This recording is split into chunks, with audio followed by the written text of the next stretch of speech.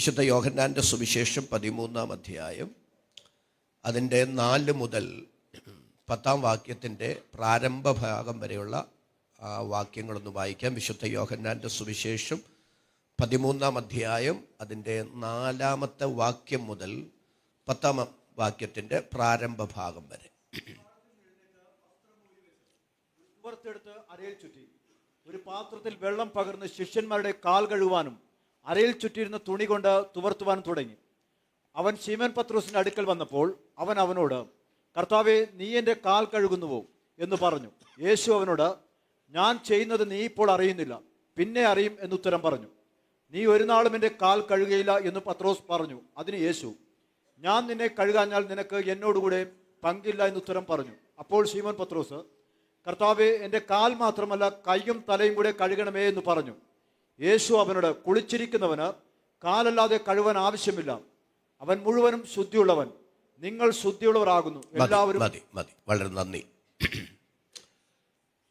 നമ്മുടെ കരവും ശബ്ദവും ഉയർത്തി ഒരിക്കൽ കൂടെ ദൈവത്തിന് നന്ദി പറയാമോ? ഓക്കെ, ഇനി എല്ലാവരും ശ്രദ്ധിച്ചിരിക്കുക. നമ്മുടെ വാഴ്ത്തപ്പെട്ട കർത്താവ് തൻ്റെ ഐഹിക ജീവകാലത്തിൻ്റെ പരിസമാപ്തിയിൽ വിരിച്ചൊരുക്കിയ ഒരു മുറിക്കകത്ത് അന്ത്യ അത്താഴത്തിന് പെസഹ ആചരണത്തിന് ശിഷ്യന്മാരുമായി ഒരുമിച്ച് സമ്മേളിക്കുമ്പോൾ അവിടെ നടന്ന കാര്യങ്ങളാണ് യോഹന്നാൻ 13-ൽ രേഖപ്പെടുത്തിയിരിക്കുന്നത്. യേശു കർത്താവ് അത്താഴത്തിൽ നിന്ന് എഴുന്നേറ്റു, തൻ്റെ മഹത്വത്തിൻ്റെ മേൽവസ്ത്രം ഊരിമാറ്റി, അരയിൽ ഒരു തുവർത്ത് ചുറ്റി, പാത്രത്തിൽ വെള്ളമെടുത്ത് ശിഷ്യന്മാരുടെ പാദങ്ങൾ കഴുകുകയാണ്. ഓരോരുത്തരെ കഴുകി ചെല്ലുമ്പോൾ എല്ലാവരും കാല് നീട്ടി വെച്ച് കൊടുക്കുകയാണ്. പക്ഷേ അതിൻ്റെ അകത്തൊരല്പം മനസാക്ഷിയുള്ള ആള് പത്രോസ് ആണെന്നാണ് എൻ്റെ പരിമിതമായൊരു ചിന്ത. പത്രോസിൻ്റെ അടുക്കൽ വരുമ്പോൾ അദ്ദേഹം തിരിച്ചു പ്രതികരിക്കുന്നു, അങ്ങൻ്റെ കാൽ കഴുകുന്നുവോ? ഞാൻ ഒരു നാളും അതിന് സമ്മതിക്കില്ല. അങ്ങനെ പറയാൻ കാരണം അന്നത്തെ സാമൂഹ്യ പശ്ചാത്തലത്തിൽ അനേകം യജമാനന്മാരുടെ കാലുകൾ ദാസന്മാര് കഴുകുന്നത് പത്രോസ് കണ്ടിട്ടുണ്ട്. അനേകം ഗുരുക്കന്മാരുടെ കാലുകൾ ശിഷ്യന്മാര് കഴുകുന്നത് ഇദ്ദേഹം കണ്ടിട്ടുണ്ട്. എന്നാൽ ഇവിടെ ഇതാ എല്ലാവരുടെയും ഗുരുനാഥൻ, സകലരുടെയും യജമാനൻ ശിഷ്യന്മാരുടെ പാദങ്ങൾ കഴുകുകയാണ്. അതിനോട് മാനസികമായി പൊരുത്തപ്പെടാൻ ത്രാണിയില്ലാതെ ആശ്ചര്യപരതന്ത്രനായി പത്രോസ് പറയുന്നു, ഒരു നാളും അരുത് കർത്താവേ, ഞാൻ അതിന് അനുവദിക്കില്ല. യേശു അതിന് പറയുന്ന 2 മറുപടികൾ യോഹന്നാൻ 13-ൽ നമ്മൾ വായിച്ചു. അതാണ് നമ്മുടെ പ്രമേയം. എല്ലാവരും എൻ്റെ മുഖത്ത് നോക്കിയിരുന്നാൽ മതി, വ്യക്തമാക്കാം. യേശു കർത്താവ് പത്രോസിനോട് പറയുന്നു, പത്രോസേ, ഞാൻ നിന്നെ കഴുകുന്നില്ലെങ്കിൽ നിനക്ക് എന്നോടുകൂടെ പങ്കില്ല. ഒരു നല്ല ആമേനൊന്ന് പറഞ്ഞ്. പത്രോസേ, ഞാൻ നിന്നെ കഴുകുന്നില്ലെങ്കിൽ നിനക്ക് എന്നോടുകൂടെ പങ്കില്ല. ഞാനും നീയുമായി ഒരു ബന്ധവുമില്ല, ഞാനും നീയുമായി ഒരു കൂട്ടായ്മയുമില്ല, ഞാൻ നിന്നെ കഴുകുന്നില്ലെങ്കിൽ.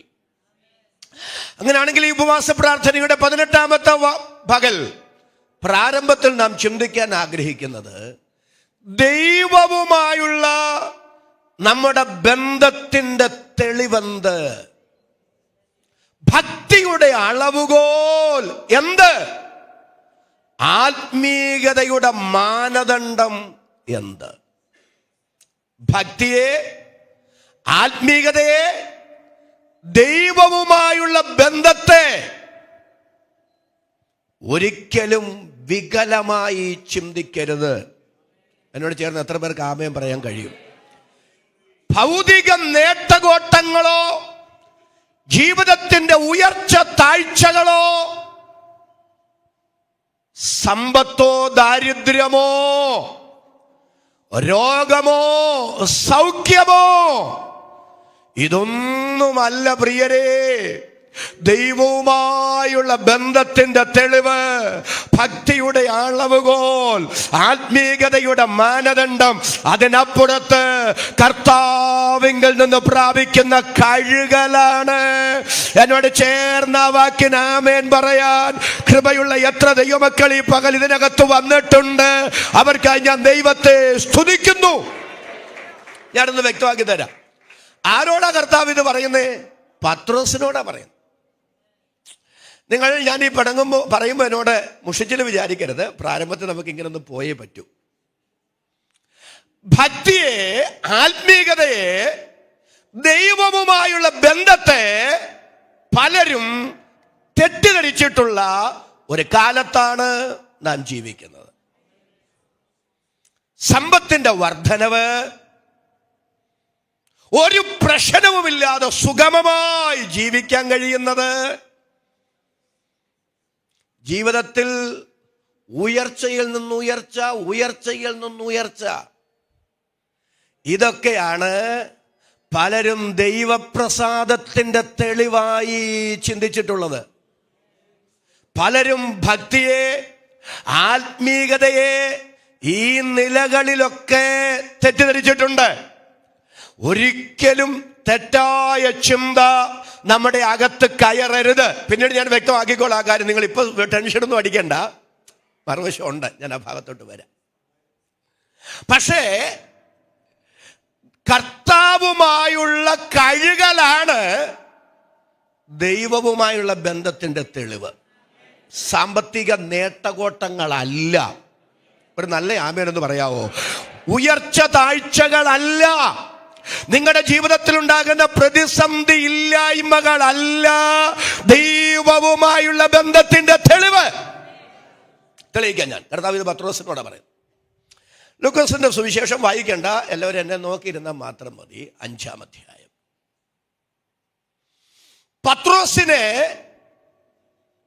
ഒരു പരാജയത്തിന്റെ രാത്രി ഉണ്ടായി. പരാജയത്തിന്റെ രാത്രി ഉണ്ടായി എന്ന് പറയുന്നതിനേക്കാൾ തമ്പുരാൻ ഉണ്ടാക്കി കൊടുത്തെന്ന് പറയുന്നതാ ശരി. എല്ലാവരും ചിന്തിച്ച് എന്നോട് വരണേ. ഗലീലക്കടലിൽ ധാരാളം മീനുണ്ട്, അല്ലേ? ഉണ്ടോ? ഒന്ന് പറയുന്നേ. ഉണ്ട്. അതിന്റെ തെളിവല്ലേ? പിറ്റേ ദിവസം പടകിന്റെ വലത്തുഭാഗത്ത് വല ഇറക്കാൻ പറഞ്ഞപ്പോ പത്രോസിന്റെ വല നിറയെ അവന്റെ പടക് നിറയെ. പിന്നീട് ഞാൻ വ്യക്തമാക്കിക്കോളാം. കൂട്ടാളികളുടെ പടകും കൂടെ മാടി വിളിച്ച് അതിലും കൂടെ നിറയ്ക്കത്തക്ക നിലയിൽ മീൻ കൊടുത്തു. അപ്പൊ മീൻ ഇല്ലാഞ്ഞിട്ടല്ല, മീനുണ്ട്. 2, പത്രോസ് വല വീശാഞ്ഞിട്ടാണോ? നമ്മളൊക്കെ ആണെങ്കിൽ 1 അല്ലേ 9, അല്ലേ?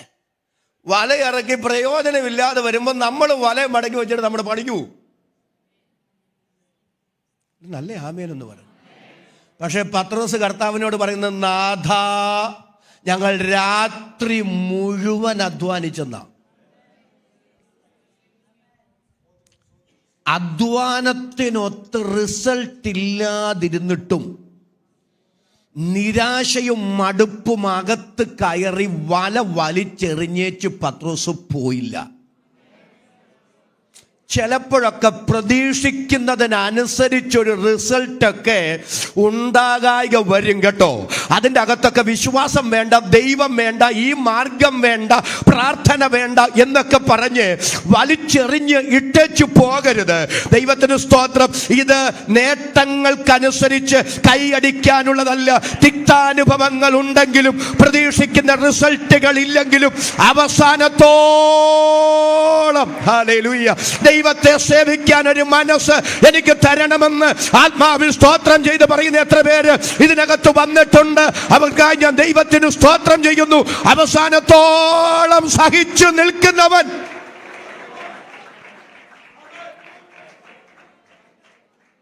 അപ്പൊ ഞാൻ പറഞ്ഞത്, പത്രോസ് അധ്വാനിക്കാഞ്ഞിട്ടല്ല, നന്നായി അധ്വാനിച്ചു. അടുത്തത്, പരിചയമില്ലാഞ്ഞിട്ടാണോ? നല്ല പരിചയ സമ്പത്തുള്ള ആളാ പത്രോസ്. കാരണം മത്സ്യബന്ധനമാണ് ഇദ്ദേഹത്തിൻ്റെ തൊഴിൽ. പക്ഷേ ഇവിടെ പരിശ്രമം പരാജയപ്പെട്ടു. ഇവിടെ പരിചയങ്ങൾ നിരർത്ഥകമായി. ഹല്ലേലൂയ. നന്നായി പരിശ്രമിച്ചിട്ടും ഒത്തിരി മാനുഷികമായി ചെയ്യാൻ കഴിയാവുന്നതെല്ലാം ചെയ്തിട്ടും എൻ്റെ ജീവിതത്തിൽ എന്തുകൊണ്ട് ഇങ്ങനെയൊക്കെ സംഭവിച്ചു എന്ന് ചിന്തിച്ചിരിക്കുന്ന ആരെങ്കിലും ഉണ്ടെങ്കിൽ ഉപവാസ പ്രാർത്ഥനയുടെ 18ാമത്തെ പകൽ ഞാൻ വിളിച്ചു പറയാം, ദൈവം അറിയാതെയും ദൈവം അനുവദിക്കാതെയും നമ്മുടെ ജീവിതത്തിൽ ഒന്നും സംഭവിക്കുന്നില്ല. ദൈവം അറിഞ്ഞും ദൈവം അനുവദിച്ചും നമ്മുടെ ജീവിതത്തിൽ സംഭവിക്കുന്ന എല്ലാറ്റിൻ്റെ പിറകിലും തിന്മയ്ക്കല്ല നന്മയ്ക്ക് ദൈവത്തിനൊരു പദ്ധതി ഉണ്ടെന്ന് ഇന്ന് പകൽ തിരിച്ചറിഞ്ഞ് അതരം തുറന്ന് ദൈവത്തിന് സ്തോത്രം പറയാൻ എത്ര പേർക്ക് മനസ്സുണ്ട്? അവർക്കായി ഞാൻ ദൈവത്തെ സ്തുതിക്കുന്നു. പ്രിയപ്പെട്ടവരെ, ഞാൻ ഇങ്ങനെ പറയാം. പത്രോസിന്റെ ജീവിതത്തിൽ സംഭവിച്ച ആകസ്മികമായ പരാജയം,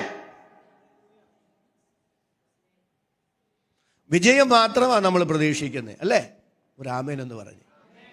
പക്ഷെ ചിലപ്പോഴൊക്കെ ചില പരാജയങ്ങൾ ജീവിതത്തിൽ ദൈവം അനുവദിക്കുന്നേ. എന്നോട് ചേർന്ന് അതിന് ചങ്കൂറ്റത്തോട് ആമേൻ പറയാൻ കഴിയുമോ? എപ്പോഴും വിജയം മാത്രം പ്രതീക്ഷിക്കരുത്, എപ്പോഴും മുന്നേറ്റം മാത്രം പ്രതീക്ഷിക്കരുത്. ചിലപ്പോൾ ചില പരാജയങ്ങളുടെ കയ്പ് അനുവദിച്ചെന്ന് വരാം. ചിലപ്പോൾ ചില തകർച്ചകൾ, ചിലപ്പോൾ ചില വേദനകൾ, ചിലപ്പോൾ ചില സങ്കടങ്ങൾ, ചിലപ്പോൾ ചില ഒറ്റപ്പെടുത്തലുകൾ, ചിലപ്പോൾ ചില പരാജയങ്ങൾ ജീവിതത്തിൽ ദൈവം അനുവദിച്ചെന്ന് വരാം. പക്ഷെ ദൈവത്താൽ അനുവദനീയമായ ആ പരാജയങ്ങളിൽ, ആ തകർച്ചകളിൽ, ആ വേദനകളിൽ, ആ ഒറ്റപ്പെടുത്തപ്പെടലുകളിൽ, ആ പരാജയ തിന്മയ്ക്കല്ല നന്മയ്ക്ക് ദൈവത്തിന്റെ പദ്ധതികൾ മറഞ്ഞിരിപ്പുണ്ട്. എന്നോട് ചേർന്ന് ആമേൻ പറയാൻ ഈ രാത്രി ഈ പകൽ എത്ര പേർക്ക് മനസ്സുണ്ട്? അവരെ ഓർത്ത് ഞാൻ ദൈവത്തെ സ്തുതിക്കുന്നു.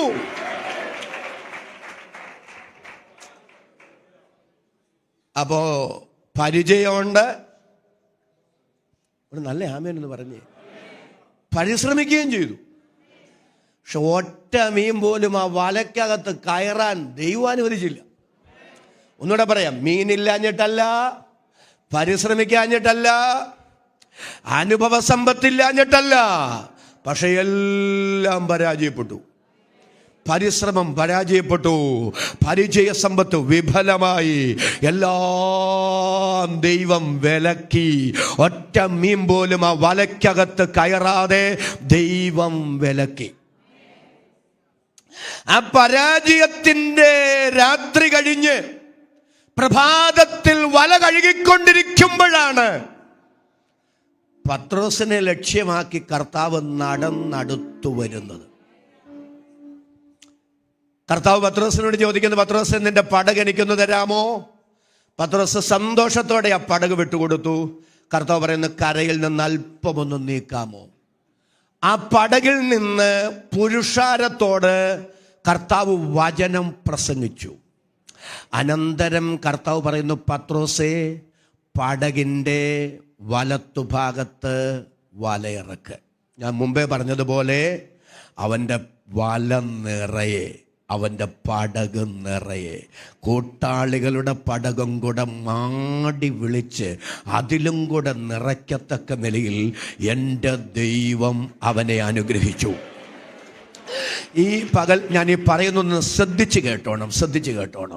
പത്രോസേ, നീയെ കഴിഞ്ഞ രാത്രി മുഴുവൻ അധ്വാനിച്ചിട്ടും ഒറ്റ മീൻ പോലും കിട്ടിയില്ല. കിട്ടാതിരുന്നിട്ടും നീ പരിശ്രമം വേണ്ടെന്ന് വെച്ചില്ലല്ലോ.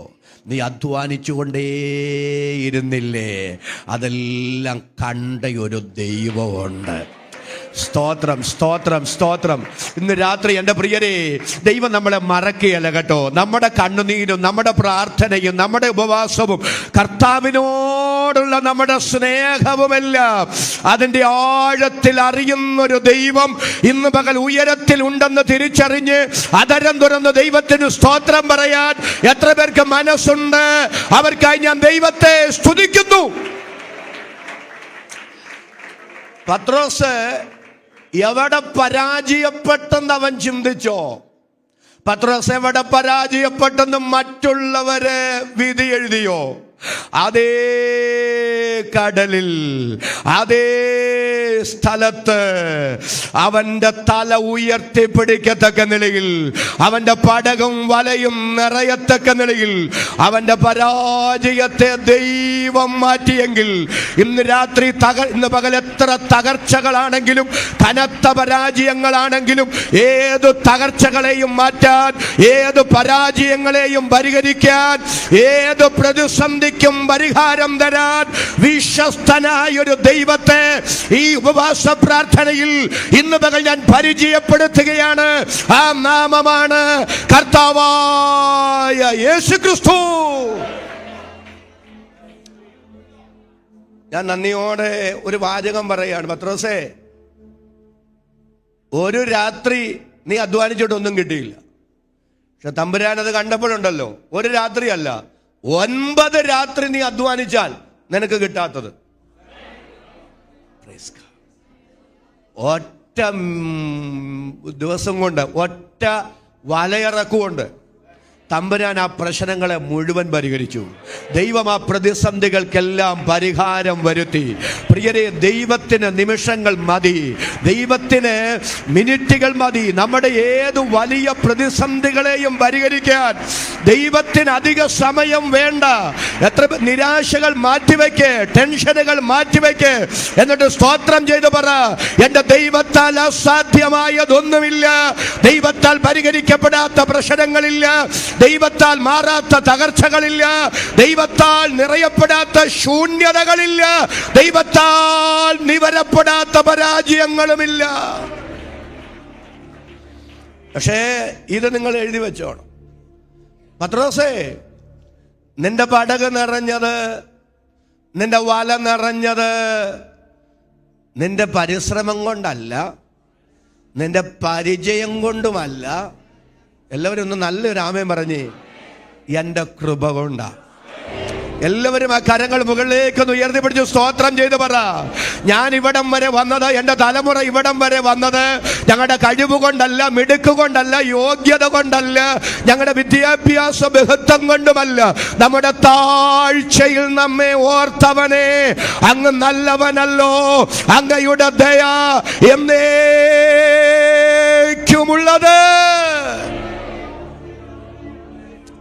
ഈ അവന്റെ കഴിവ് കൊണ്ടല്ല, ദൈവകൃപ കൊണ്ടാണ് ഈ നന്മയൊക്കെ ഉണ്ടായതെന്നുള്ള തിരിച്ചറിവുണ്ടാകുമ്പോഴാണ് സമർപ്പണം ഉണ്ടാകുന്നത്.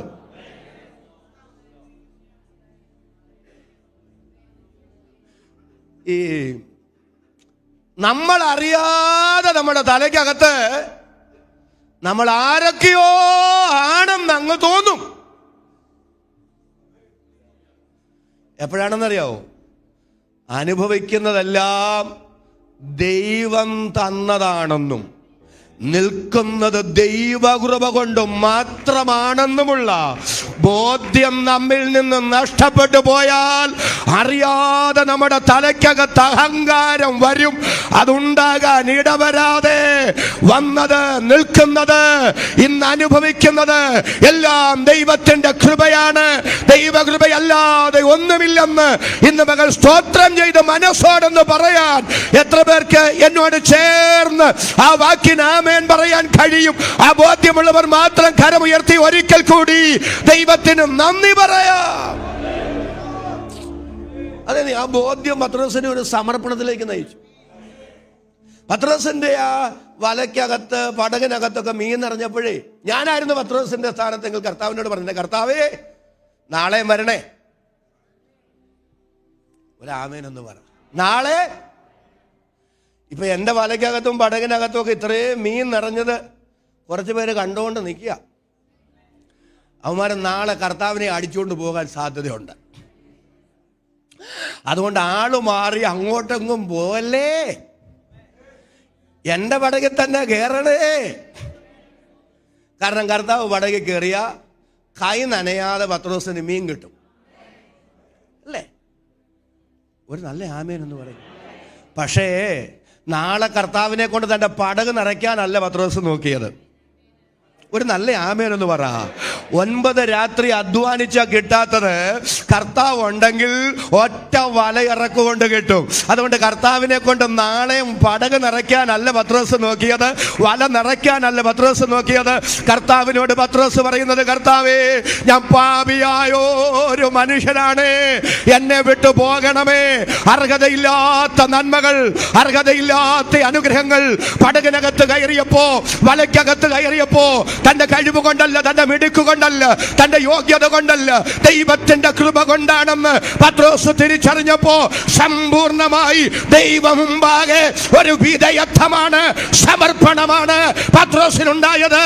ഇന്ന് ഈ ഉപവാസ പ്രാർത്ഥനയുടെ 18ാമത്തെ പകൽ എത്ര പേര് സ്തോത്രം ചെയ്തു പറയും, എന്റെ കർത്താവേ, അങ്ങേ അധികം സ്നേഹിക്കുന്ന, അങ്ങേ അധികം ബഹുമാനിക്കുന്ന, അങ്ങേ അധികം ആദരിക്കുന്ന അങ്ങയുടെ മുമ്പാകെ ദൈവമേ പൂർണ്ണമായി വിധേയപ്പെടുന്ന ഒരു സമർപ്പണ ക്രിസ്തീയ ജീവിതം നയിക്കാൻ എനിക്ക് കൃപ തരണമേ. എന്നോട് ചേർന്ന് ആമേൻ പറയാൻ ഈ പകൽ എത്ര പേർക്ക് മനസ്സുണ്ട്? അവർക്കായി ഞാൻ ദൈവത്തെ സ്തുതിക്കുന്നു.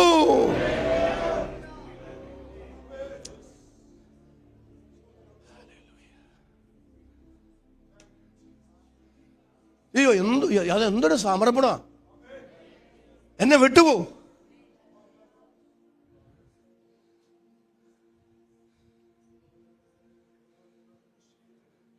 ദൈവത്തെ അടുത്തറിയും തോറും,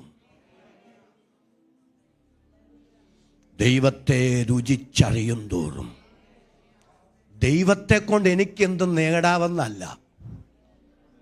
നിങ്ങളെല്ലാവരും എൻ്റെ കൂടെ ഒന്ന് വരണം. ഇന്നത്തെ ഭക്തിയെ നമ്മളൊന്ന് വിശകലനം ചെയ്യണം.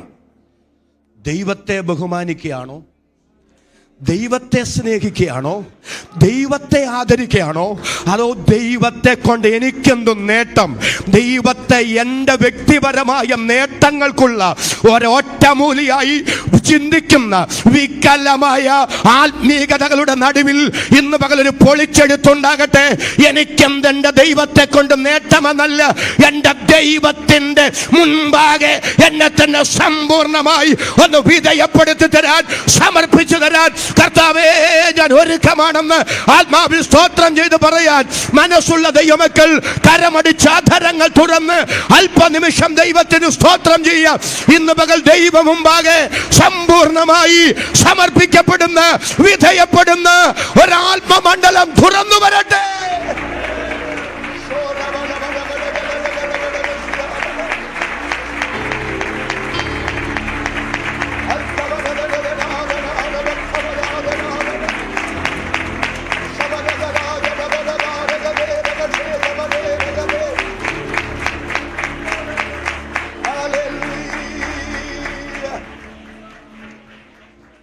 ഇന്ന് പകലൊരു കാര്യം ഞാൻ ഇന്ന് ആത്മാവിൽ പറഞ്ഞിട്ട് അടുത്ത ഭാഗത്തേക്ക് വരാം.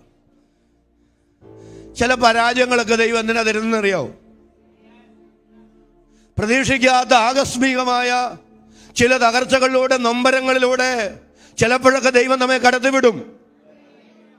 സ്തോത്രം പറഞ്ഞേ എൻ്റെ പ്രിയരേ, ആ പരാജയമാ പത്രോസിനെ കർത്താവിങ്കിലേക്ക് നടത്തിയത്. ആ പരാജയത്തിന്റെ രാത്രി അന്ന് എന്തിനാ സംഭവിച്ചെന്ന് പത്രോസിന് മനസ്സിലായില്ല. എന്നാൽ വർഷങ്ങൾ ചിലത് കഴിഞ്ഞു കേട്ടോ. പെന്തക്കോസ്തിൽ പത്രോസ് പ്രസംഗിക്കുമ്പോഴേ ഒറ്റ പ്രസംഗത്തെ 3000 പേരാ സ്നാനപ്പെടാൻ തയ്യാറായി നിൽക്കുന്നേ. പത്രോസ് നടന്നു പോകുമ്പോൾ നിഴലെങ്കിലും ഒന്ന് പതിക്കാൻ രോഗികളെ വീതികളിൽ കൊണ്ട് കിടത്തുകയാണ്. നിഴല് തട്ടിയ ദൈവമനുഷ്യന്റെ ശുശ്രൂഷയിൽ രോഗികൾ സൗഖ്യമാകുകയാണ്. ഒറ്റ പ്രസംഗത്തിൽ 3000 പേരെ മുക്കുന്ന പത്രോസിനെ എല്ലാവർക്കും അറിയൂ. പത്രോസ് നടന്നു പോകുമ്പോൾ നിഴൽ തട്ടി രോഗികൾ സൗഖ്യമാകുന്നത് എല്ലാവർക്കും അറിയൂ. പക്ഷേ പത്രോസിനെ ഈ പത്രോസാക്കാൻ എൻ്റെ ദൈവം കൊടുത്തൊരു പരാജയത്തിന്റെ രാത്രിയുണ്ട്. ആ പരാജയത്തിന്റെ രാത്രി അന്ന് എന്തുകൊണ്ട് എന്തുകൊണ്ടാ സംഭവിച്ചെന്ന് പിന്നീട് പത്രോസിന് മനസ്സിലായത്. അന്ന് സമൃദ്ധി ഉണ്ടായിരുന്നെങ്കിൽ, അന്ന് ഞാൻ വല വീശിയപ്പോ എനിക്ക് മീൻ കിട്ടിയിരുന്നെങ്കിൽ, എൻ്റെ പടകും എൻ്റെ വലയും എൻ്റെ സമൃദ്ധിയുമായി ഞാൻ പോയിരുന്നെങ്കിൽ ഒരിക്കലും എൻ്റെ കർത്താവിനെ കണ്ടെത്താൻ കഴിയുമായിരുന്നില്ല. എന്നാൽ എൻ്റെ പരാജയമാണ്, എൻ്റെ ജീവിതത്തിൻ്റെ പരാജയത്തിൻ്റെ കനത്ത രാത്രിയാണ് എൻ്റെ രക്ഷിതാവിനെ തേടി വരാൻ കാരണം. എൻ്റെ രക്ഷിതാവിനെ ഞാൻ അറിയാൻ, രക്ഷിതാവിൻ്റെ മുമ്പാകെ എന്നെ തന്നെ സമർപ്പിക്കപ്പെടാൻ എനിക്കിട വന്നത് ആ പരാജയത്തിന്റെ രാത്രിയാണ്. ഇന്ന് പകൽ ഞാൻ സ്തോത്രം ചെയ്തു പറയുന്നു, ഇന്നത്തെ നിങ്ങളുടെ ശോധനകൾ, ഇന്നത്തെ നിങ്ങളുടെ ചില വേദനകൾ ദൈവത്തിന്റെ പദ്ധതിക്കനുസരിച്ച് നിങ്ങളുടെ മാളകളെ രൂപപ്പെടുത്താനുള്ള ദൈവിക വഴിത്താരകളാണെങ്കിൽ ആ പ്രതിസന്ധി മാറാനല്ല, ആ പ്രതിസന്ധിയിലെ ദൈവഹിതം തികച്ചെടുക്കണമെന്ന് ആത്മാവിൽ സ്തോത്രം ചെയ്ത് പ്രാർത്ഥിക്കുന്ന എത്ര ദൈവമക്കൾ ഇതിനകത്ത് വന്നിട്ടുണ്ട്. ഈ പകൽ ദൈവത്തിന്റെ പരിശുദ്ധാത്മാവ് ചിലരോട് അതിശക്തമായി വചനത്തിന്റെ ദൂത് കൈമാറുകയാണ്.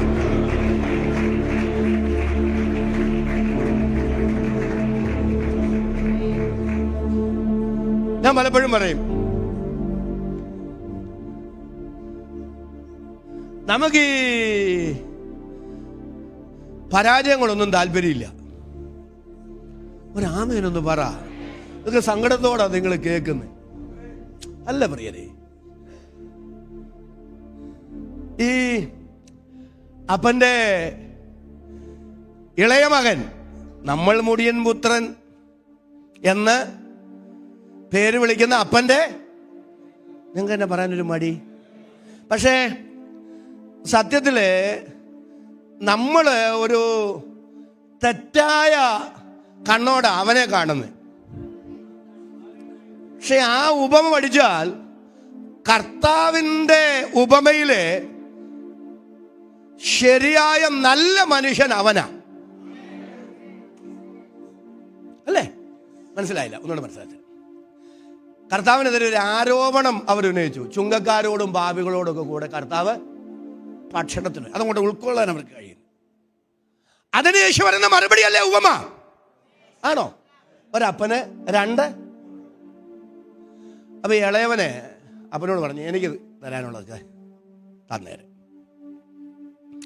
രണ്ടുപേർക്കും അപ്പം കൊടുത്തെന്ന അല്ലേ? ഇവനെ എല്ലാം വിറ്റുപെറുക്കി കിട്ടിയ കാശുമായി ദൂരദേശത്തേക്ക് പോയി. എല്ലാം അവൻ തീർത്തു. പണം ഉണ്ടായിരുന്നപ്പോൾ കൂട്ടുകാരുണ്ട്, എല്ലാം ഉണ്ട്. പക്ഷേ ഒരു സുപ്രഭാതത്തിൽ അവൻ എല്ലാം നഷ്ടപ്പെട്ടു. എല്ലാം നഷ്ടപ്പെട്ടപ്പോൾ കൂടെ ഉണ്ടായിരുന്നവരും വിട്ടുപോയി. അവസാനം അവനൊരു തൊഴിലില്ലാതെ വന്നു. കാരണം പോക്കറ്റിലെ കാശ് തീർന്നു. തൊഴിൽ അന്വേഷിച്ച് നടന്നപ്പോഴാ യഹൂദന് ഒരിക്കലും ഉൾക്കൊള്ളാൻ കഴിയാത്ത പന്നികളെ മേയ്ക്കുന്ന, നിങ്ങളൊരു കാര്യം മനസ്സിലാക്കണം, അവൻ അവിടെ നിൽക്കുമ്പോൾ അവന്റെ യജമാനൻ ഒരു ക്രൂരനാ. എന്നെ അത്ഭുതപ്പെടുത്തിയ കാര്യം, പന്നി തിന്നുന്ന വാളവരെ പോലും ഇവന് കൊടുക്കുകയില്ല. നിങ്ങൾക്ക് മനസ്സിലായോ? ആ ക്രൂരനായ യജമാനൻ പന്നിക്ക് കൊടുക്കുന്ന വാളവര പോലും ഇവന് വിലക്കിയപ്പോഴാ ഇവന്റെ അപ്പൻ വേലക്കാരോട് എങ്ങനെ ഇടപെടുന്നെന്ന് ഇവന് ബോധ്യം ഉണ്ടായേ. ഇവൻ പറയുന്നൊരു വാദ്യം കണ്ടോ, എൻ്റെ ദൈവമേ, എൻ്റെ അപ്പനെ എൻ്റെ വീട്ടിൽ വേലക്കാർ തിന്നിട്ട് വേസ്റ്റാക്കുക, ഇവൻ എനിക്ക് വേസ്റ്റ് പോലും തിന്നാൻ തരികയില്ല. എപ്പോഴാ അവൻ്റെ കണ്ണ് തുറന്നേ? ഒരു നല്ല ആമയും പറ. എപ്പോഴാ ഇവൻ അപ്പനെ കുറിച്ചുള്ള ബോധ്യം വന്നേ?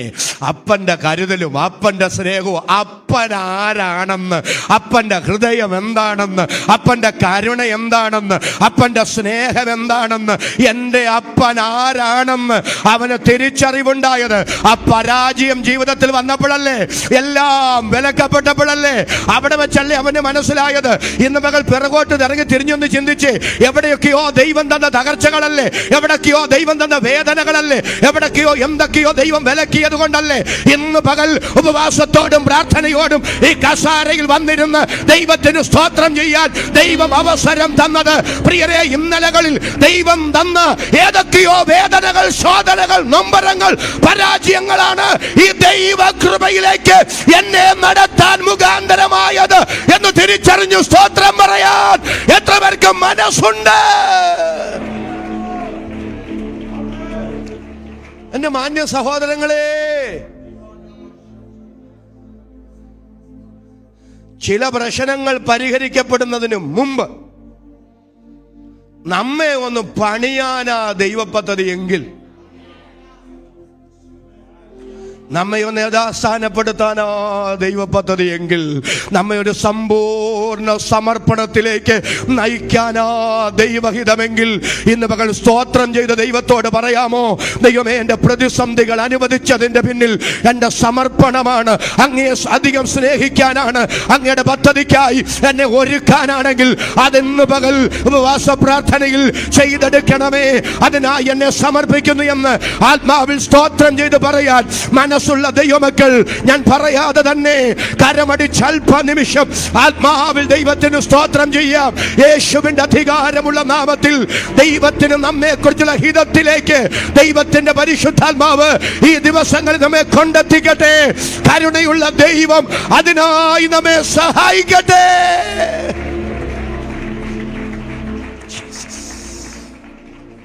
ആ ഭാഗത്തേക്ക് ഞാൻ ഒരു ആശയക്കുഴപ്പം കൊണ്ട് നിങ്ങൾ പോകണ്ട. അവിടെ പറയുന്ന അപ്പന്റെ ഇളയ മകൻ നമ്മളാ. രാമേനൊന്ന് പറ. ജാതികളാ.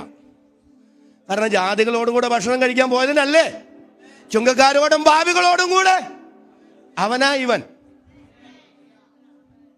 മറ്റവൻ യഹൂദന്റെ പ്രതിനിധിയാ. ആര്? മൂത്ത മകൻ, സ്വയനീതിക്കാരൻ. അവൻ പറഞ്ഞു, ഞാൻ അപ്പ. നിങ്ങളെല്ലാവരും എന്നോട് വരണേ.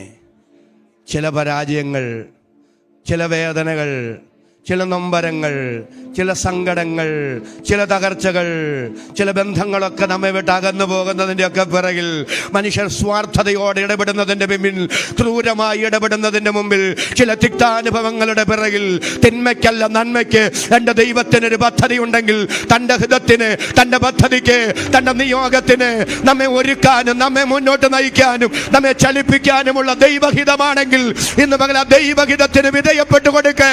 ഞാൻ നിങ്ങളെ കുറിച്ച് നിരൂപിക്കുന്ന നിരൂപണങ്ങൾ ഇന്നവയെന്ന് ഞാൻ അറിയുന്നു. അവ തിന്മയ്ക്കായുള്ള നിരൂപണങ്ങളല്ല, നന്മയ്ക്കായുള്ളവയത്രേ എന്ന് യഹോവയുടെ അരുളപ്പാട്. ഇന്ന് പകൽ ഉപവാസ പ്രാർത്ഥനയിൽ ചില വ്യക്തികളോട് ദൈവത്തിന്റെ പരിശുദ്ധാത്മാവ് സംസാരിക്കുകയാണ്. നിങ്ങളുടെ ശോധനകളുടെ പിറകിൽ, വേദനകളുടെ പിറകിൽ, തിന്മയ്ക്കല്ല നന്മയ്ക്ക് ദൈവത്തിന് ഒരു പദ്ധതി ഉണ്ട്.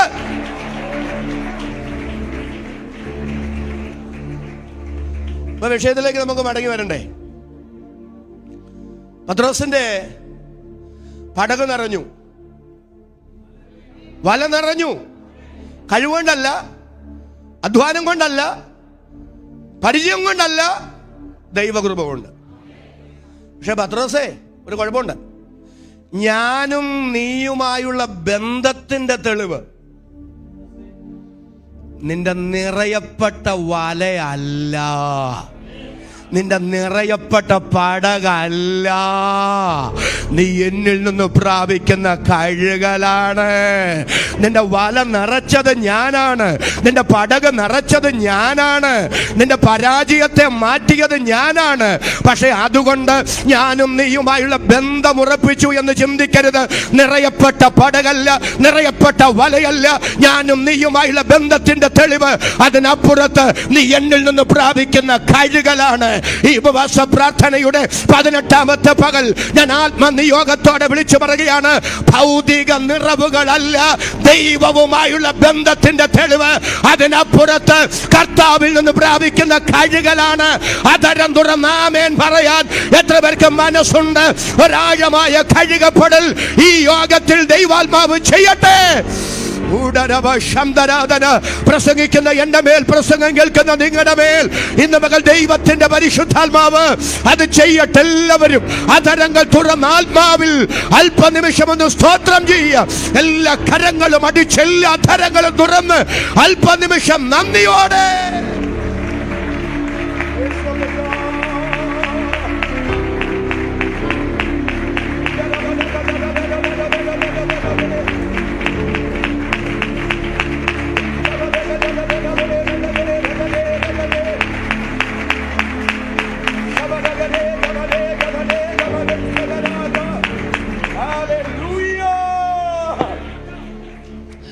മറ്റൊരു ഉദാഹരണം കൊണ്ട് ഞാൻ പറയാം.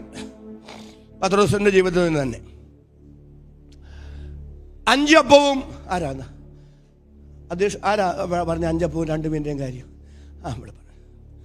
എല്ലാവരും ശ്രദ്ധിച്ച്, 5 അപ്പവും 2 മീനും കൊണ്ട് കർത്താവ് ഒരു നല്ല ആമേൻ പറഞ്ഞു പറ 5000 പുരുഷന്മാരെ, സ്ത്രീകളുടെയും കുട്ടികളുടെയും സംഖ്യ അവിടെ പറയുന്നില്ല.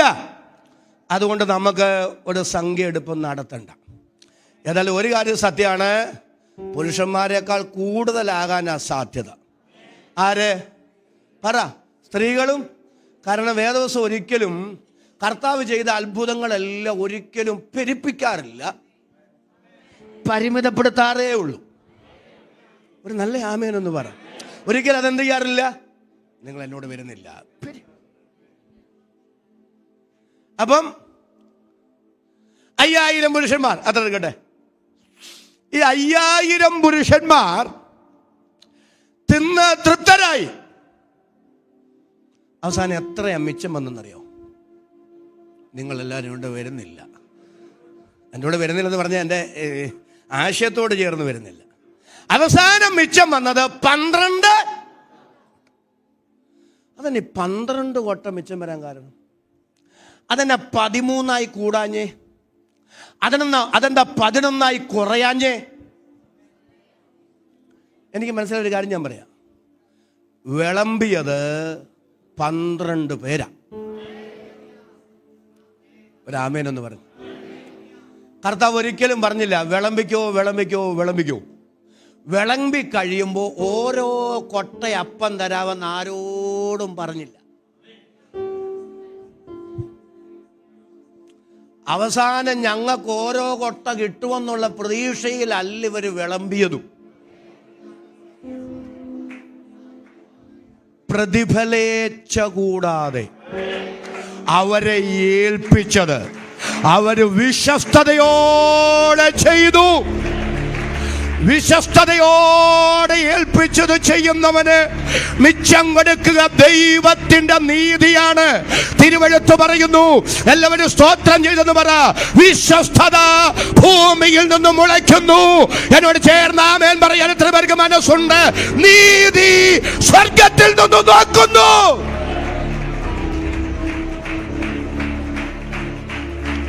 പ്രിയരേ, കൂലി കർത്താവിന്റെ കയ്യിലുണ്ട് കേട്ടോ. പ്രതിഫലം അദ്ദേഹത്തിന്റെ പക്കലുണ്ട് കേട്ടോ. ഹല്ലേലൂയ. ദൈവം വിശ്വസ്തൻ. എത്ര പേര് അതരം തുറന്ന് സ്തോത്രം ചെയ്ത് പറയും, എന്റെ ദൈവം വിശ്വസ്തൻ, വിശ്വസ്തൻ, വിശ്വസ്തൻ. തെറ്റിദ്ധരിക്കരുത്. ഇതൊന്നും കിട്ടാനല്ല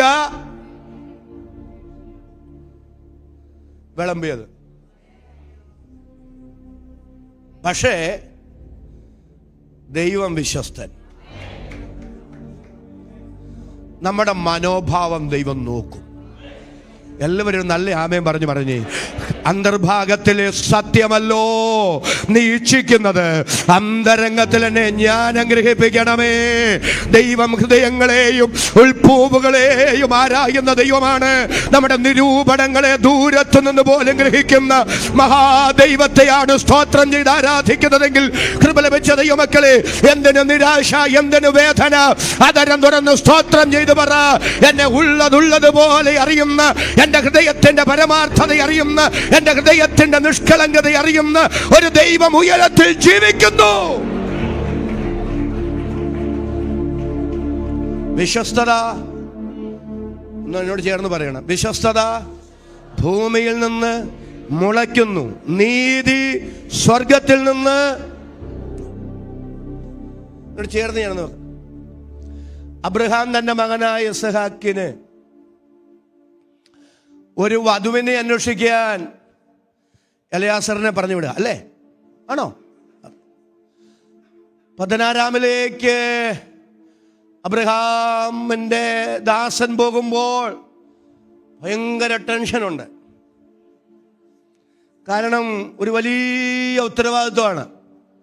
മാനുഷികമായി ഇതെങ്ങനെ ചെയ്യുമെന്ന് ഒരെത്തും പിടിയില്ല. ആ പട്ടണത്തിലേക്ക് പ്രവേശിക്കുമ്പോൾ അവിടെ ഒരു കിണറുണ്ട്. ആ കിണറിൻ്റെ അരികിൽ നിന്നുകൊണ്ട് എലയാസർ ഒരൊറ്റ പ്രാർത്ഥന, ദൈവമേ, ഈ പട്ടണത്തിലെ കന്യകമാരെല്ലാം വെള്ളം കോരാൻ വരുന്ന സമയമാണ്. ആ സമയത്ത് ഞാനൊരു പെൺകുട്ടിയോട് ചോദിക്കും, എനിക്കൊരല്പം വെള്ളം കുടിക്കാൻ തരാമോ? ഉടനെ അവൾ പറയാന്നിരിക്കട്ടെ, താങ്കൾക്ക് മാത്രമല്ല, താങ്കളുടെ ഒട്ടകങ്ങൾക്കും കൂടെ കോരിത്തരാം എന്ന് പറഞ്ഞാൽ അവളായിരിക്കട്ടെ എൻ്റെ യജമാനൻ അബ്രഹാമിൻ്റെ മകൻ ഇസഹാക്കിൻ്റെ ഭാവി വധു. എന്നെ ത്രസിപ്പിച്ചൊരു പദം അവിടെ ഉണ്ടാവും, ഉടനെ റിബേക്ക. ഒരു നല്ല ആമേൻ എന്ന് പറഞ്ഞു. എന്താ? ഉടനെ റിബേക്ക. എലയാസർ ഇത് പ്രാർത്ഥിച്ചു തീരുകയും പ്രാർത്ഥനയുടെ മറുപടിയെ ദൈവം മുമ്പിൽ കൊണ്ടുവന്ന് കൊടുക്കുകയും. ചില വിഷയങ്ങൾ കൊണ്ടല്ലോ നമ്മൾ ആമേൻ പറയുന്നതിന് മുമ്പ് മറുപടി കൊണ്ടുതരാൻ എൻ്റെ ദൈവം വിശ്വസ്തനാണ്. എത്ര പേർക്ക് സ്തോത്രം ചെയ്യാൻ കഴിയും? ആത്മനിയോഗത്തോടെ ദൈവഹിതത്തിനനുസരിച്ച് ചലിച്ചാൽ നമ്മുടെ പ്രാർത്ഥനാ വിഷയങ്ങളെ നമ്മൾ പ്രതീക്ഷിക്കുന്നതിനേക്കാൾ വേഗതയിൽ, നാം ചിന്തിക്കുന്നതിനേക്കാൾ ശീഘ്രഗതിയിൽ നമ്മുടെ മുമ്പിൽ കൊണ്ടുവന്നു തരാൻ ദൈവം വിശ്വസ്തനാണ്. ഉടനെ റിബേക്ക. ഇന്ന് പകൽ ദൈവാത്മാവിൽ ഞാൻ വിളിച്ചു പറയുന്നു, ചില കാര്യങ്ങൾ അധികം നീളില്ല. ഉടനെ അടിയന്തരമായി ദൈവം ചെയ്യേണ്ട ചില മേഖലകളിൽ ഇന്ന് പകൽ ചില ദൈവപ്രവൃത്തി വെളിപ്പെടുമെന്ന് ദൈവാത്മാവ് അതിശക്തമായി ചിലരോട് ദൈവാലോചന ഇന്ന് പകൽ വിളിച്ചു പറയുകയാണ്. ഓ ശഖമലദനാദനാദന.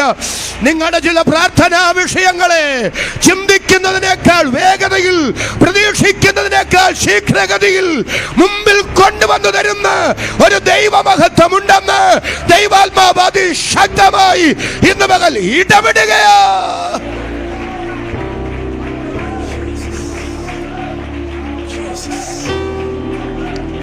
Glory, hallelujah. Glory, hallelujah. ഹൃദയം നുറുങ്ങി, മനസ്സ് തകർന്ന് എന്ത് ചെയ്യണമെന്നറിയാൻ കഴിയാതെ, മാനുഷികമായ അസാധ്യതകളുടെ നടുവിൽ, മാനുഷികമായ പരിമിതികളുടെ നടുവിൽ എത്തും പിടിയുമില്ലാതെ ഈ വിഷയം എങ്ങനെ ഞാൻ കൈകാര്യം ചെയ്യും എന്നോർത്ത് വ്യാകുലപ്പെടുന്ന ചിലരോട് ഇന്ന് പകൽ ദൈവാത്മാ വചനത്തിലൂടെ അതിശക്തമായ ദൈവാലോചന കൈമാറുകയാണ്. നീ വ്യാകുലപ്പെടുത്തുന്ന, നിന്നെ മാനുഷികമായി അലട്ടുന്ന, നിനക്ക് മാനുഷികമായി എത്തും പിടിയുമില്ലാത്ത, നിനക്ക് അപരിഹാര്യമെന്ന് നീ ചിന്തിക്കുന്ന ചില വിഷയങ്ങളിൽ ഉടനെ ചില ദൈവപ്രവർത്തികൾ പ്രതീക്ഷിച്ചു കൊള്ളാൻ ദൈവാത്മാവ് അതിശക്തമായി ഇന്ന് പകൽ ഇടപെടുകയാ.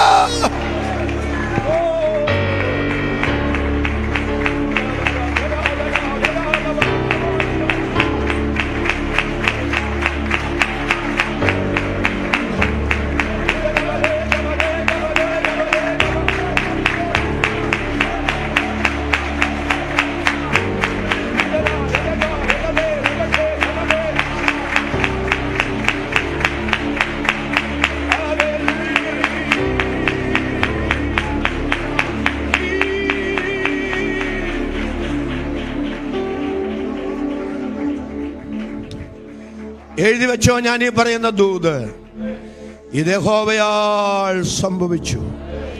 മനുഷ്യരുടെ ദൃഷ്ടിയിൽ. എല്ലാവരും ഒന്ന് സ്തോത്രം ചെയ്ത് പറയാമോ? ഇത് യഹോവയാൽ സംഭവിച്ചു, മനുഷ്യരുടെ ദൃഷ്ടിയിൽ ആശ്ചര്യവുമായിരിക്കുന്നു എന്ന് തുള്ളിച്ചാടി സ്തോത്രം ചെയ്ത് പറയത്തക്ക നിലയിൽ ചില ദൈവപ്രവർത്തികൾ വെളിപ്പെടും കേട്ടോ. ഉടനെ എലിയാസർ ഇങ്ങനെ പറഞ്ഞു തീർന്ന ഉടനെ ദൈവപ്രവർത്തി വെളിപ്പെട്ടു വന്നതുപോലെ നമ്മുടെ ചില പ്രാർത്ഥനാ വിഷയങ്ങളിൽ ദൈവപ്രവർത്തി ഉടൻ വെളിപ്പെട്ടു വരുമെന്ന് ഇന്ന് പകൽ ദൈവാത്മാവ് ചിലർക്ക് ഉറപ്പു തരുന്നു. എന്നോട് ചേർന്ന് ആമേൻ പറയാൻ എത്ര പേർക്ക് ആത്മാവിൽ നിയോഗമുണ്ട്? അവർക്കായി ഞാൻ ദൈവത്തെ സ്തുതിക്കുന്നു.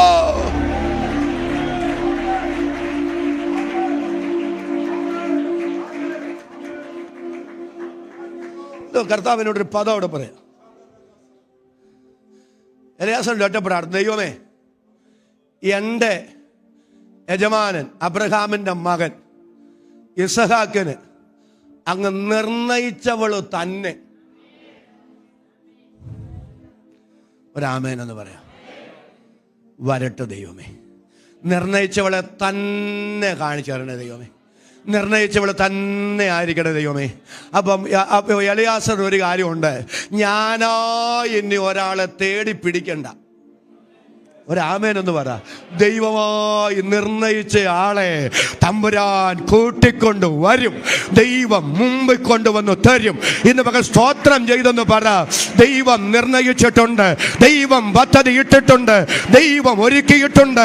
ദൈവം ഒരുക്കിയത്, ദൈവം നിർണയിച്ചത്, ദൈവം കരുതിയത് സമയത്ത് കൊണ്ടുതരാൻ എൻ്റെ ദൈവം വിശ്വസ്തനാണ്. എൻ്റെ യജമാനനായ അബ്രഹാമിന്റെ മകൻ ഇസ്ഹാക്കിന് അങ്ങ് നിർണയിച്ചവൾ ഇന്ന് മകൻ സ്തോത്രം ചെയ്തു പറ. എൻ്റെ തലമുറയ്ക്ക് വേണ്ടി ദൈവം ഒരുക്കിയത്, എനിക്ക് വേണ്ടി ദൈവം ഒരുക്കിയത്, എൻ്റെ ദൈവം എൻ്റെ മിനിസ്ട്രിക്ക് വേണ്ടി നിർണയിച്ചിട്ടുള്ളത്, എൻ്റെ തലമുറയ്ക്ക് വേണ്ടി നിർണയിച്ചിട്ടുള്ളത് സമയത്തിന്റെ മുമ്പിൽ കൊണ്ടുവന്നു തരാൻ വിശ്വസ്തനായ ദൈവമാണ്. ഇന്ന് മകൻ ദൈവത്തിന്റെ പരിശുദ്ധാത്മാവ് അതിശക്തമായി ചിലരോട് ഇടപെടുകയാണ്. ഓ ശേഖരബലഹന്തരാധന, ഇതെന്നോടുള്ള ദൈവ ശബ്ദമാണെന്ന് പരിശുദ്ധാത്മാവ് വ്യക്തിപരമായി നിങ്ങൾക്ക് ആ ഉറപ്പ് തരുന്നെങ്കിൽ, ആ ഉറപ്പുള്ള ദൈവമക്കൾ സങ്കടം മറന്ന് അധരം തുറന്ന് ദൈവത്തിന് സ്തോത്രം ചെയ്ത് കർത്താവിന് മഹത്വം കരേറ്റുക.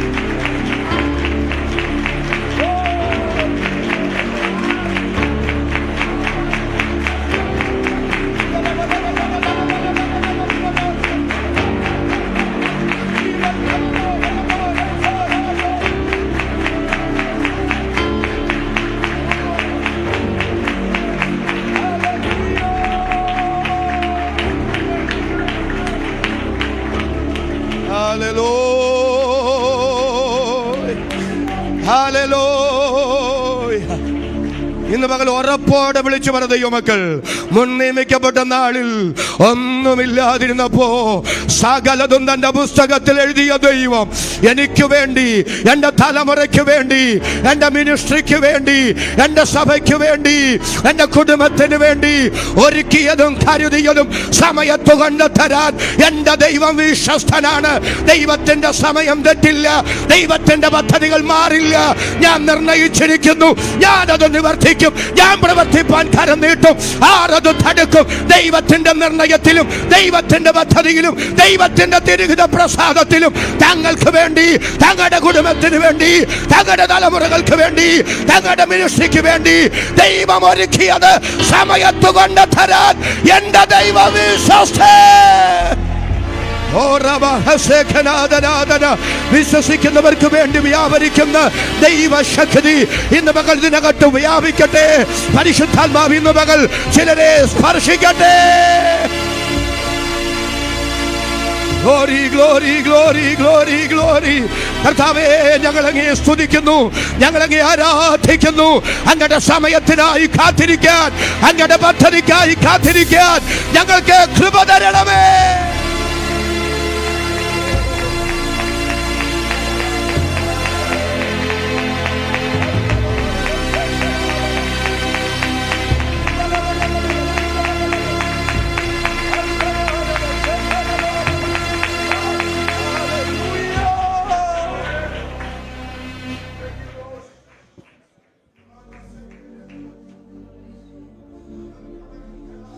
ഉടനെ ഒരാമയും പറഞ്ഞേ, ഉടനെ റിബേക്ക ദൈവം നിർണയിച്ചതും ദൈവം കരുതിയതും ദൈവത്താൽ ഒരുക്കപ്പെട്ടതും സമയത്ത് മുൻപിൽ വരും, സമയത്ത് വെളിപ്പെട്ടു വരും.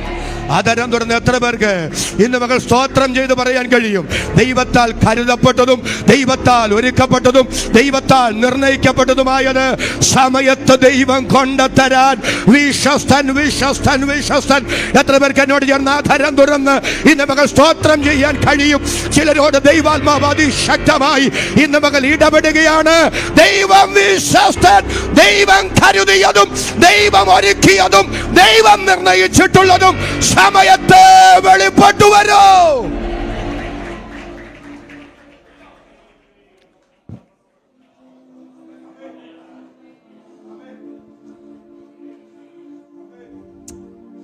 സ്തോത്രം. റിബേക്ക ഇതൊന്നും അറിയുന്നില്ല. പ്ലീസ്, റിബേക്ക ഇതൊന്നും, എലയാസറും ദൈവവും തമ്മിൽ സംസാരിച്ചതൊന്നും. എലയാസർ ചോദിച്ചു, എനിക്കൊരല്പം വെള്ളം തരാം കുടിക്കാൻ. ഉടനെ തോളിൽ നിന്ന് പാത്രം ഇറക്കട്ടെ. ഇവള് പറയാ, വേണ്ടുമ്പോളം കുടിച്ചു. അടുത്തൊന്നും കേട്ടെ, താങ്കൾക്ക് മാത്രമല്ലെന്നേ, താങ്കളുടെ ഒട്ടകങ്ങൾക്ക് കൂടെ. ഞാൻ പറയാം, സാമാന്യബോധമുള്ള ഒരു പെങ്കൊച്ചും അങ്ങനെ പറയല. കാരണം 1-2 ഒട്ടകങ്ങളല്ല, 10 ഒട്ടകങ്ങളാണ് നിരന്ന് നിൽക്കുന്നത്. 10 ഒട്ടകങ്ങൾക്ക് വെള്ളം കോരി കൊടുക്കാന്ന് പറയുന്നേ ഒരാമേനെന്ന് പറഞ്ഞ് വല്ലാത്ത റിസ്കാ. ഇന്നത്തെ പോലുള്ള ഈ ജലസേചന പദ്ധതികളൊന്നും അന്നില്ല. നമ്മൾ വായിക്കുന്ന റിബേക്ക കിണറ്റിലിറങ്ങി അല്ലേ, പടവുകൾ ചവിട്ടി ഇറങ്ങി വെള്ളം കോരി കയറി. അപ്പം പടവുകൾ ചവിട്ടി വേണം കിണറ്റിൽ വെള്ളം കോരണം, പടവുകൾ ചവിട്ടി കയറണം. ഇവൾ ഓടുന്നു, ഇവൾ ഇറങ്ങുന്നു, ഇവൾ കോരുന്നു, ഇവൾ കയറുന്നു, ഇവൾ ഒഴിക്കുന്നു, വീണ്ടും ഓടുന്നു. ചുരുക്കി പറഞ്ഞാൽ ഈ പെങ്കൊച്ച് പമ്പരം കറങ്ങുന്ന പോലെ കറങ്ങുക. 1-2 ഒട്ടകങ്ങളാണോ? ഒരു നല്ല ആമേനെന്ന് പറഞ്ഞു. ഇത് ഓടുന്നു, ഇറങ്ങുന്നു, കോരുന്നു, വരുന്നു, വേർക്കുന്നു. ഈ നാട്ടുകാർ ദൂരെ മാറി എന്ന് പറയാൻ സാധ്യതയുള്ള കമൻസ്, നിനക്ക് ഇതിൻ്റെ വല്ല കാര്യമുണ്ടോ? ഒരു നല്ല ആമയും പറ. ഇങ്ങനെ നിന്റെ അമ്മാച്ചനാണോ? പേരപ്പനാണോ? ഒരു നല്ല ആമേനെന്ന് പറ. ഇങ്ങനെ നീ ഇതിനു മുമ്പ് കണ്ടിട്ടുണ്ടോ? എങ്ങാണ്ടൊന്ന് എവിടേക്കോ പോകുന്ന ഒരു വഴിപോക്കൻ, എവിടെ നിന്നോ വരുന്നു, എവിടേക്കോ പോകുന്നു. അങ്ങേരൽപ്പം വെള്ളം കുടിക്കാൻ ചോദിച്ചപ്പോൾ നീ മര്യാദയ്ക്ക് അങ്ങേർക്ക് വെള്ളം കൊടുത്ത് വിട്ടാ പോരെ? നീ റിസ്ക് ഏറ്റെടുക്കേണ്ട വല്ല കാര്യമുണ്ടോ? പക്ഷെ ആരും നിർബന്ധിച്ചത് കൊണ്ട് അവൾ ഏറ്റെടുത്ത് റിസ്ക് അല്ലത്. നാട്ടുകാരെ കാണിക്കാനൊട്ട് ഓടുന്നതുമല്ല, ആരെയും കാണിക്കാനൊട്ട് ഇറങ്ങുന്നതുമല്ല, ആരെയും ബോധ്യപ്പെടുത്താനൊട്ട് വെള്ളം കോരി കൊടുക്കുന്നതുമല്ല, ആരെയും കാണിക്കാനല്ല, ആരെയും ബോധിപ്പിക്കാനല്ല. അവളുടെ അകത്ത് ദൈവം കൊടുത്തൊരു നിയോഗത്തെ അവൾ ഏറ്റെടുക്കുകയാണ്. അതരം തുറന്ന് സ്തോത്രം പറയാൻ എത്ര പേർക്ക് ഈ രാത്രി മകൾ മനസ്സുണ്ട്? അവർക്കായി ഞാൻ ദൈവത്തെ സ്തുതിക്കുന്നു. സഹോദരങ്ങളെ, നിയോഗത്തെ മാറ്റിവെക്കല്ലേ. ഒരാമേനൊന്ന് പറ. ഇച്ഛിക്കുക എന്നതും പ്രവർത്തിക്കുക എന്നതും ദൈവമാ തിരുവുള്ള ഉണ്ടായിട്ട് ചെയ്യുന്നേ. ഈ പെങ്കൊച്ചിന്റെ സ്ഥാനത്ത് വേറെ ഒരു പെങ്കൊച്ചും അങ്ങനെ ചെയ്യില്ല. മാനുഷികമായി നോക്കിയാൽ ഇവളും അങ്ങനെ ചെയ്യില്ല. പക്ഷെ ഇച്ഛിക്ക എന്നതും, ഒന്ന് സ്തോത്രം ചെയ്ത് പറഞ്ഞ് പ്രവർത്തിക്ക എന്നതും ദൈവമാണ് തിരുവുള്ളമുണ്ടായിട്ട് ചെയ്യുന്നത്. അപ്പോൾ അവളുടെ ഹൃദയത്തിനകത്ത് നീ വെള്ളം കോര്, നീ വിയർക്ക്, നീ കോരിക്കൊടുക്ക്, നീ ഒട്ടകങ്ങൾക്ക് കൊടുക്ക് എന്ന് ഇച്ഛിക്കാൻ, പ്രവർത്തിക്കാൻ അകത്ത് പ്രവർത്തിച്ചൊരു ശക്തിയുണ്ട്. അതാ ദൈവത്തിന്റെ ശക്തിയെങ്കിൽ, അതാ ദൈവത്തിന്റെ നിയോഗമെങ്കിൽ ഇന്ന് സ്തോത്രം ചെയ്തു പറ. എന്റെ ബുദ്ധിക്കനുസരിച്ച്, എന്റെ കണക്കുകൂട്ടലുകൾക്ക് അപ്പുറത്ത് കാലത്ത് എൻ്റെ മാനുഷിക ചിന്തയ്ക്ക് അനുസരിച്ച് നീങ്ങുന്ന ഒരു ശുശ്രൂഷയല്ല, ഒരു ആത്മീക ജീവിതമല്ല. ദൈവഹിതത്തിന്, ദൈവിക നിയോഗത്തിന് ചലിക്കുന്ന ഒരു ആത്മമണ്ഡലം എനിക്ക് വേണ്ടി തുറന്നു തരണമെന്ന് സ്തോത്രം ചെയ്ത് പ്രാർത്ഥിക്കുന്ന എത്ര പേർ ഇവിടെ വന്നിട്ടുണ്ട്? അവർക്കായി ഞാൻ ദൈവത്തെ സ്തുതിക്കുന്നു.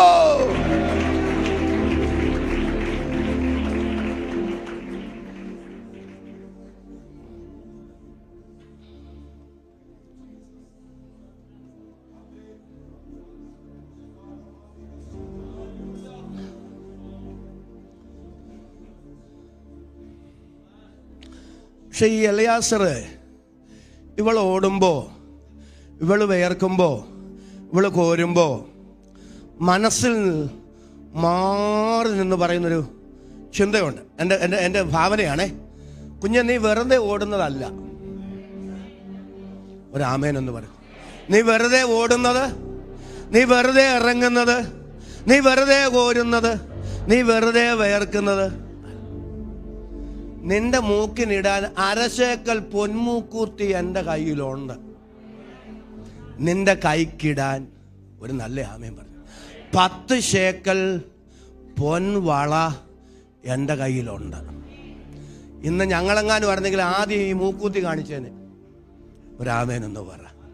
കിണറ്റിൻ്റെ കരയിൽ ചെന്നിട്ട് പറ. പൊൻവള ഉയർത്തി കാണിക്കും, മൂക്കൂത്തി ഉയർത്തി കാണിക്കും. എന്നിട്ട് പറയും, എനിക്കും ഒട്ടകങ്ങൾക്കും വെള്ളം കോരിത്തരാൻ ആര് മുന്നോട്ട് വരുന്നു? ഒരാമയും പറഞ്ഞെന്ന് പറയും. അവർക്കുള്ളതാണ് പൊൻവള, അവർക്കുള്ളതാണ് പൊൻമൂക്കൂത്തി. അങ്ങനെങ്ങാനും എലയാസർ വിളംബരം ചെയ്തിരുന്നെങ്കിൽ അവിടെ കൂട്ടെ അടി വേണം നേരെ. കാരണം നീ കോരണ്ട, ഞാൻ കോരിക്കോളാം. നീ ഇറങ്ങണ്ട, ഞാൻ ഇറങ്ങിക്കോളാം.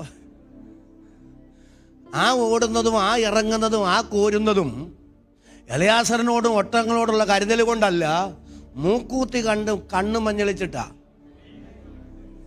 ഒരു നല്ല ആമയും പറ. പൊൻവളയോടുള്ള ആവൽ കൊണ്ട്, ആവേശം കൊണ്ടാണ്, അത് കരഗതമാക്കാനുള്ള തത്രപ്പാടാണ് ആ അധ്വാനത്തിന്റെ പിറകിൽ. എന്നാൽ എലയാസറിൻ മൂക്കൂത്തി അവൾ കണ്ടില്ല കേട്ടോ. മൂക്കൂത്തി അവളെ കാണിച്ചില്ല. പൊൻവള അവൾ കണ്ടില്ല. പൊൻവളയുടെ ഓഫർ എലയാസർ ഒട്ട് ചെയ്തുമില്ല. ഒന്നുകൂടെ പറയാം, മൂക്കൂത്തി കിട്ടാനല്ല, പൊൻവള കിട്ടാനല്ല അവൾ ഇറങ്ങിയത്, അവൾ കോരിയത്, അവൾ കയറിയത്, അവൾ വയർത്തത്. അവൾ ആത്മാർത്ഥമായിട്ടാണ്, സത്യസന്ധമായിട്ടാണ് അത് ചെയ്തത്. എത്ര പേർക്ക് അധരം തുറന്ന് ഇന്ന് മകൾ ദൈവത്തിന് സ്തോത്രം ചെയ്യാൻ കഴിയും? ഒന്നുകൊണ്ട് ഞാൻ ആവർത്തിച്ച് പറയുന്നു, വിശ്വസ്തത ഭൂമിയിൽ നിന്ന് മുളയ്ക്കുന്നു, നീതി സ്വർഗത്തിൽ നിന്ന് നോക്കുന്നു. കരമടിച്ച് സ്തോത്രം പറയാൻ ആവേശമുള്ള ദൈവമക്കൾ അല്പനിമിഷം കരമടിച്ച് ദൈവത്തിന് നന്ദിയോടെ സ്തോത്രം ചെയ്യാൻ.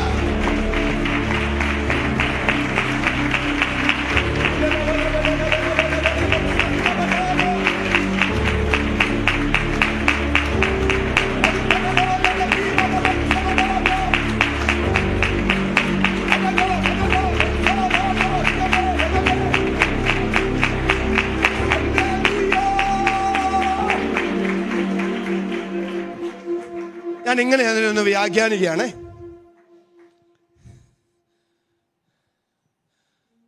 ദൈവം തന്റെ യാത്രയെ സഫലമാക്കിയോ എന്നറിയാൻ എലയാസർ നിശബ്ദനായി നിന്നു. ഒരാമേൻ എന്ന് പറയാം. നിശബ്ദനായിട്ട് നിൽക്കുക. പക്ഷെ അവസാനത്തെ ഒട്ടകത്തിനും വെള്ളം കോരി കൊടുത്ത് കഴിഞ്ഞപ്പോൾ അവൾക്ക് മൂക്കൂത്തി കൊടുത്തു. ഒരാമേൻ എന്ന് പറഞ്ഞ് അവൾക്ക് പൊൻവളയും കൊടുത്തു. ദൈവത്തെ സേവിച്ചാൽ, ഒരാമേൻ എന്ന് പറ, സത്യസന്ധമായി സേവിച്ചാൽ, ആത്മാർത്ഥതയോടെ സേവിച്ചാൽ, ഹൃദയപരമാർത്ഥതയോടെ സേവിച്ചാൽ, എൻ്റെ ദൈവം ആർക്കും കടക്കാരനല്ല. എല്ലാവരും എത്ര പേര് സ്തോത്രം ചെയ്ത് പറയും, എൻ്റെ ദൈവം ആർക്കും ബാധ്യതയല്ല. ആ ഉറപ്പുള്ള, ആ ധൈര്യമുള്ള, ആ ബോധ്യമുള്ള, അല്ല അനുഭവമുള്ള ദൈവമക്കളാണ് ഇന്ന് മകൾ ഇതിനകത്ത് വന്നിരിക്കുന്നത്. എന്നോട് ചേർന്നതിനാമേൻ പറയാൻ എത്ര പേർക്ക് മനസ്സുണ്ട്? അവർക്കായി ഞാൻ ദൈവത്തെ സ്തുതിക്കുന്നു. ഞാൻ പറഞ്ഞത് നിങ്ങൾ തെറ്റിദ്ധരിക്കരുത്. നമ്മൾ കർത്താവിനെ അറിയുന്നത് കൊണ്ട് ധാരാളിത്തത്തിന് ധാരാളം തരുമെന്നല്ല, നമ്മുടെ ആവശ്യങ്ങൾക്കെല്ലാം. ആമേൻ പറയാവോ? നമ്മുടെ ആവശ്യങ്ങൾക്കെല്ലാം വിശ്വസ്തയോടെ നമുക്ക് വേണ്ടി പ്രവർത്തിക്കുന്ന ഒരു നല്ല ദൈവം ജീവിക്കുന്ന പ്രിയരെ. നമ്മുടെ അനുഭവം അതല്ലേ പ്രിയരെ? ഇന്ന് പകലും ആ അനുഭവം അത് ജീവിതത്തിൽ അനുഭവമാക്കുന്ന ആ ദൈവിക അനുഭവങ്ങളിലൂടെ കടന്നു പോകുന്ന, അതിൽ ദൈവത്തിന് നന്ദിയും സ്തോത്രവും പറയുന്ന എത്ര അഭിഷിക്തന്മാർ ഇവിടെ വന്നിട്ടുണ്ട്, എത്ര ദൈവമക്കൾ ഇവിടെ വന്നിട്ടുണ്ട്. ദൈവമേ, അങ്ങത്ര വിശ്വസ്തൻ, അങ്ങത്ര വിശ്വസ്തൻ, അങ്ങത്ര വിശ്വസ്തൻ. ഹല്ലേലൂയ. പക്ഷേ റിബേക്കേ, ഇതെല്ലാം പ്രോത്സാഹന സമ്മാനം മാത്ര. ഒരു ആമേനൊന്ന് പറ. മൂക്കുത്തിയും പൊൻവളയും പ്രോത്സാഹന സമ്മാന. പക്ഷേ ഇത് തീർന്നില്ല, ഇതുകൊണ്ടൊന്നും ആയില്ല. നീ എവിടേക്കാ ചെല്ലാൻ പോകുന്നറിയോ?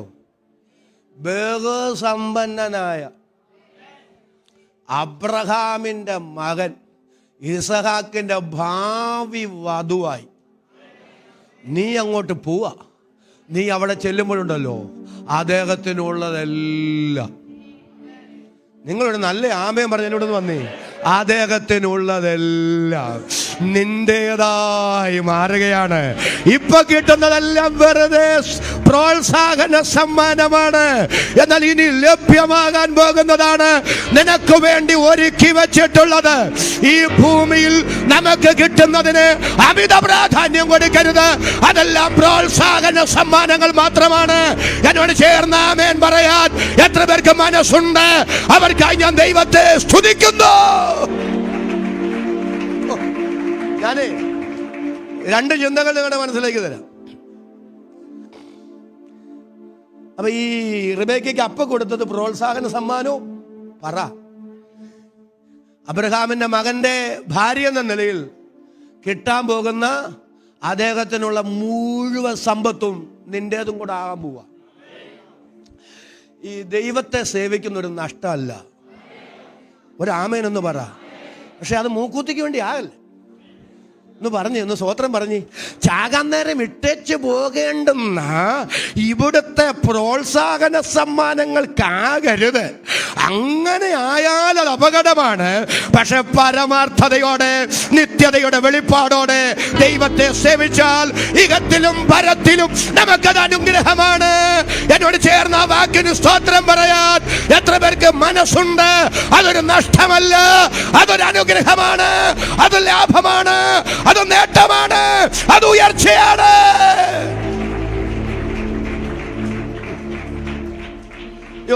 രണ്ട് വാക്യങ്ങൾ പുതിയ നിയമത്തിൽ നിങ്ങൾക്ക് തരാം ഇതിനോട് ചേർത്ത്. എഫീസ്യ ലേഖനത്തിൽ ഒരു വാക്യമുണ്ട്. തൻ്റെ കൃപയുടെ അത്യന്ത ധനത്തെ വരുംകാലങ്ങളിൽ. എല്ലാവരും ആ വാക്യം എന്നോട് ചേർന്ന് പറയുന്നില്ല. ക്രിസ്തുയേശുവിൽ നമ്മെക്കുറിച്ചുള്ള വാത്സല്യത്തിൽ. ഒരാമേനെന്ന് പറഞ്ഞേ. എന്താ? ക്രിസ്തുയേശുവിൽ നമ്മെക്കുറിച്ചുള്ള വാത്സല്യത്തിൽ തൻ്റെ കൃപയുടെ അത്യന്ത ധനത്തെ വരുംകാലങ്ങളിൽ കാണിക്കേണ്ടതിന്.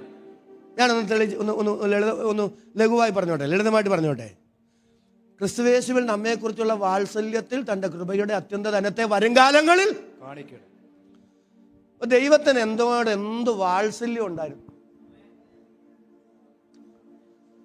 നമ്മുടെ ബിജു പാസ്റ്റർ, ഞാൻ ഉദാഹരണം പറഞ്ഞോട്ടെ. പാസ്റ്ററുടെ പേര് പറഞ്ഞാൽ പറയുന്നത് കുഴപ്പമില്ലല്ലോ. പാസ്റ്ററുടെ മൂത്ത മോൻ എത്ര വയസ്സായി? 20. ഓക്കെ, ഒരു ഉദാഹരണം പറയണേ, അവർക്കൊന്ന് മനസ്സിലാകാനായിട്ട്. പാസ്റ്റർ ബിജു പാസ്റ്റർ മോനോട് പറയാം, മോനെ, നിനക്ക് 23 വയസ്സ് പൂർത്തിയാവും. നിന്റെ 23ാമത്തെ വയസ്സിൽ നിന്റെ ബർത്ത്ഡേക്ക് ഞാൻ നിനക്ക് ഒരു സമ്മാനം തരും. ഞാൻ നിനക്കൊരു. അപ്പം മോൻ്റെ കണക്കുകൂട്ടലിൽ അപ്പൻ്റെ ആസ്തി എല്ലാം കൂടെ മനസ്സിലാക്കിയിട്ടെ ഒരു ചെറിയ കണക്കുകൂട്ടലുണ്ട്. എവിടം വരെ ആ സമ്മാനം ഒന്ന് സ്വോത്രം ചെയ്ത് പറ. അങ്ങേയറ്റം അവൻ പ്രതീക്ഷിച്ചത് ഒരു ഫോർച്യൂണർ വരിക. ഒരാമനെന്ന് പറ. എന്നാൽ 23-ാമത്തെ വയസ്സിലെ ബർത്ത്ഡേക്ക് അപ്പം കൊണ്ട് കൊടുത്തത് ഒരു 1.5 കോടി രൂപയുടെ. അങ്ങനെ വല്ല വണ്ടി ഉണ്ടോ? ജാഗ്വാറിനൊക്കെ എന്നാ വിലയാവും? ഒരു കോടി അങ്ങ് വെച്ചു. അതങ്ങോട്ട് കൊണ്ട് കൊടുക്കാന്നിരിക്കട്ടെ, നടക്കുന്ന കാര്യമല്ല ഞാൻ ഈ പറയുന്നത്, ഒരു ഉദാഹരണം. അപ്പോഴവൻ നെഞ്ചത്ത് കൈവച്ചുകൊണ്ട് പാസ്റ്ററോട് പറയാം, എൻ്റെ അപ്പാ ഇത്രയും വാത്സല്യം എന്നോടുണ്ടായിരുന്നു. നിങ്ങൾക്ക് വല്ലതും മനസ്സിലാവുന്നുണ്ടോ? ആ ഗിഫ്റ്റ് കണ്ടപ്പോഴാണ്, ആ ഗിഫ്റ്റ് അവന് കിട്ടിയപ്പോഴാണ് അപ്പൻ ഇത്രയും സ്നേഹം ഉണ്ടായിരുന്നോ, അപ്പൻ ഇത്രയും വാത്സല്യം ഉണ്ടായിരുന്നോ എന്ന് മോന് തോന്നിയത്. ഇതുപോലെ പ്രിയരേ, ആ വാക്യം മറക്കല്ലേ. ക്രിസ്തുയേശുവിൽ, എല്ലാവരും സ്തോത്രം ചെയ്ത് പറഞ്ഞ്, ക്രിസ്തുയേശുവിൽ നമ്മെക്കുറിച്ചുള്ള വാത്സല്യത്തിൽ തന്റെ കൃപയുടെ അത്യന്തധനത്തെ വരുംകാലങ്ങളിൽ കാണിക്കേണ്ടതിന് നിത്യതയിലെത്തുമ്പോഴാണ്, അവിടുത്തെ അനർഗളമായ നന്മകൾ അനുഭവിക്കുമ്പോഴാണ് ദൈവത്തിന് എന്നോട് എന്ത് സ്നേഹമുണ്ടായിരുന്നു എന്ന്, എന്റെ ദൈവത്തിന് എന്ത് വാത്സല്യം എന്നോടുണ്ടായിരുന്നു എന്ന് നാം അറിയാൻ പോകുന്നത്. എന്നോട് ചേർന്നതിന് ആമേൻ പറയാൻ മനസ്സുള്ള എത്ര പേര് ഇവിടെയുണ്ട്? അവർക്കായി ഞാൻ ദൈവത്തെ സ്തുതിക്കുന്നു.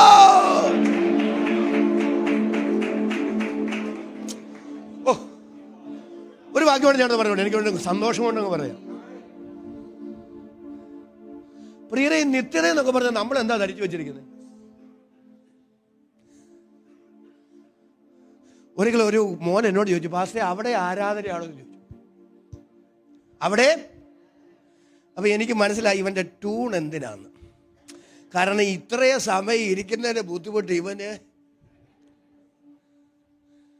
അപ്പനെ അമ്മയും മേടിച്ചങ്ങ്. അപ്പൊ ഇവന്റെ ചോദ്യം, പാസ്റ്ററുകളെ അവിടെ ചെല്ലുമ്പോഴും ഇത് തന്നെ.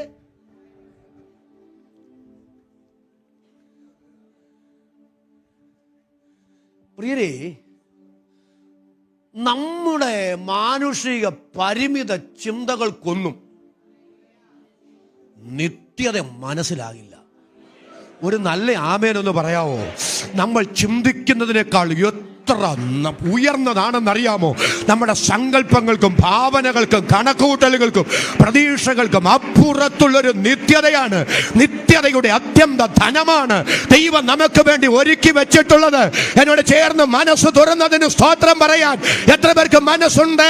അവർക്കായി ഞാൻ ദൈവത്തെ സ്തുതിക്കുന്നു.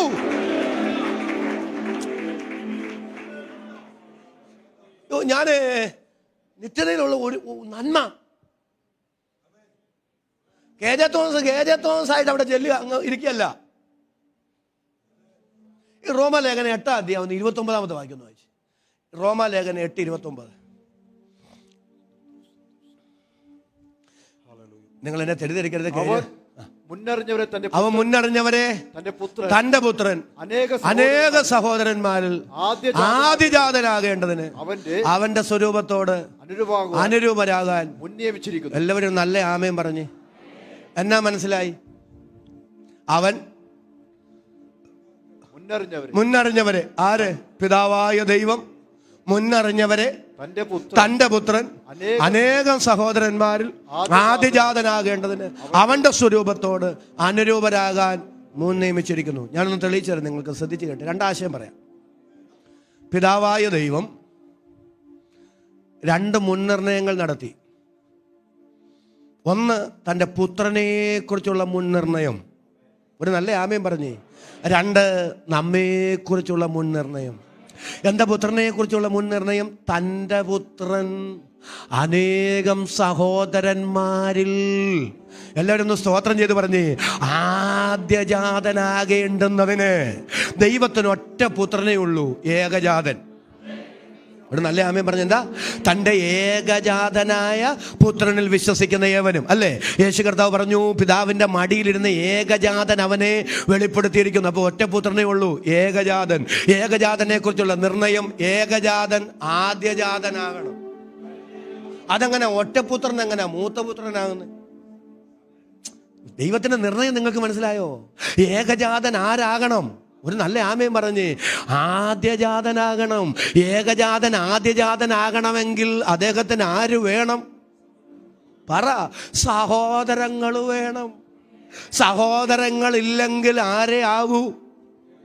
ഏകജാതനയാകൂ. സഹോദരങ്ങൾ ഉണ്ടാകുമ്പോൾ ആരാകുന്നു? ആദ്യജാതനാകുന്നു. അപ്പോൾ ദൈവം പിതാവ് തൻ്റെ പുത്രൻ, എല്ലാവരും സ്തോത്രം ചെയ്ത് പറഞ്ഞ്, അനേകം സഹോദരന്മാരിൽ ആദ്യജാതനാകേണ്ടുന്നതിന് അവൻ്റെ സ്വരൂപത്തോട് അനുരൂപരാകാൻ നമ്മെ മുൻനിയമിച്ചിരിക്കുന്നു. അപ്പൊ യേശുവിനെ കുറിച്ചുള്ള നിർണയം ഇതാണ്. യേശു കർത്താവ് ആദ്യജാതനായി മാറണം. യേശു ആദ്യജാതനായി മാറണമെങ്കിൽ നാം യേശുവിന്റെ സഹോദരങ്ങളായി മാറണം. അപ്പൊ നമ്മെ കുറിച്ചുള്ള ദൈവിക നിർണയം എന്താണെന്നറിയാമോ? സ്വർഗത്തിൽ പോയി പാട്ടും പാടിയിരിക്കുക എന്നുള്ളതല്ല. പിന്നെ എന്താണ് നിത്യത എന്ന് പറയുന്നത്?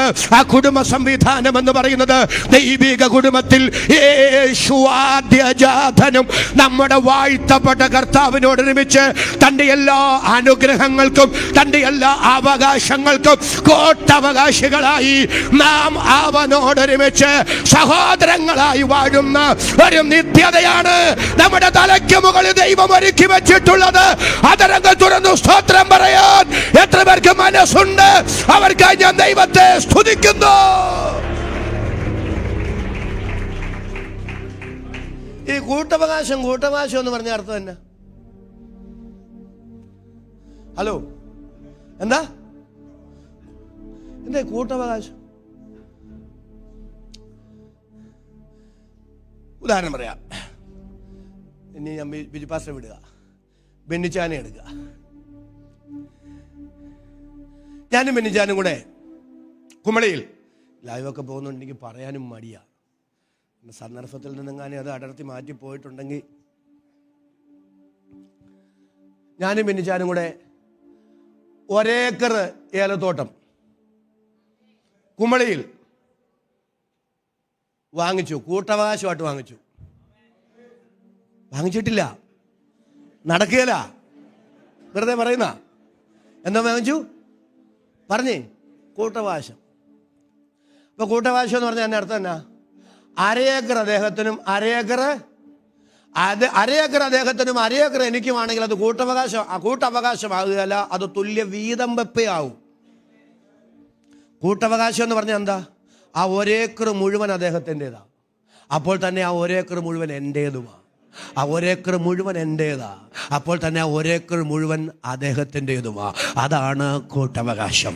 സ്വർഗത്തിൽ ക്രിസ്തുവിനോടുകൂടെ നമുക്ക് കൂട്ടവകാശം തന്നിരിക്കുന്നു എന്ന് പറഞ്ഞാൽ കർത്താവിന് എന്തെല്ലാം ഉണ്ടോ അത് മുഴുവൻ നമ്മുടേതുമായി മാറുന്ന അനർഗളമായ അനുഗ്രഹമാണ് നമ്മുടെ തലയ്ക്ക് മുകളിൽ ഒരുക്കിയിരിക്കുന്ന നിത്യത.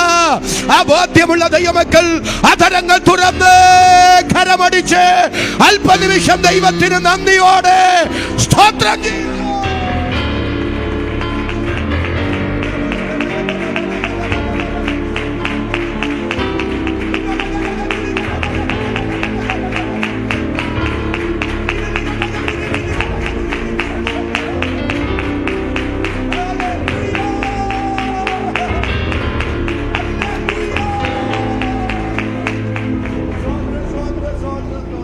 അതുകൊണ്ട് കൊലോസ്യ ലേഖനത്തിൽ വായിക്കുന്നുണ്ട്, അവകാശം എന്ന പ്രതിഫലം.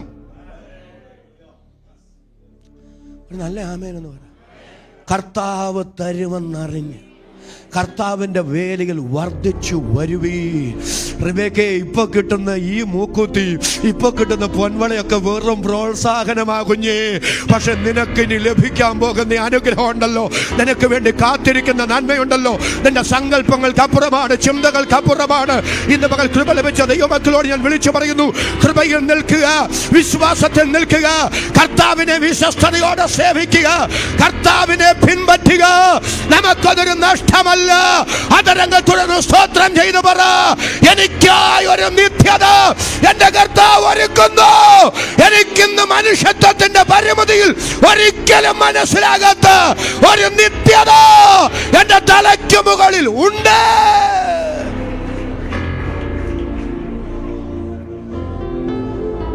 എന്റെ വിഷയത്തിലേക്ക് മടങ്ങി വരണ്ടേ?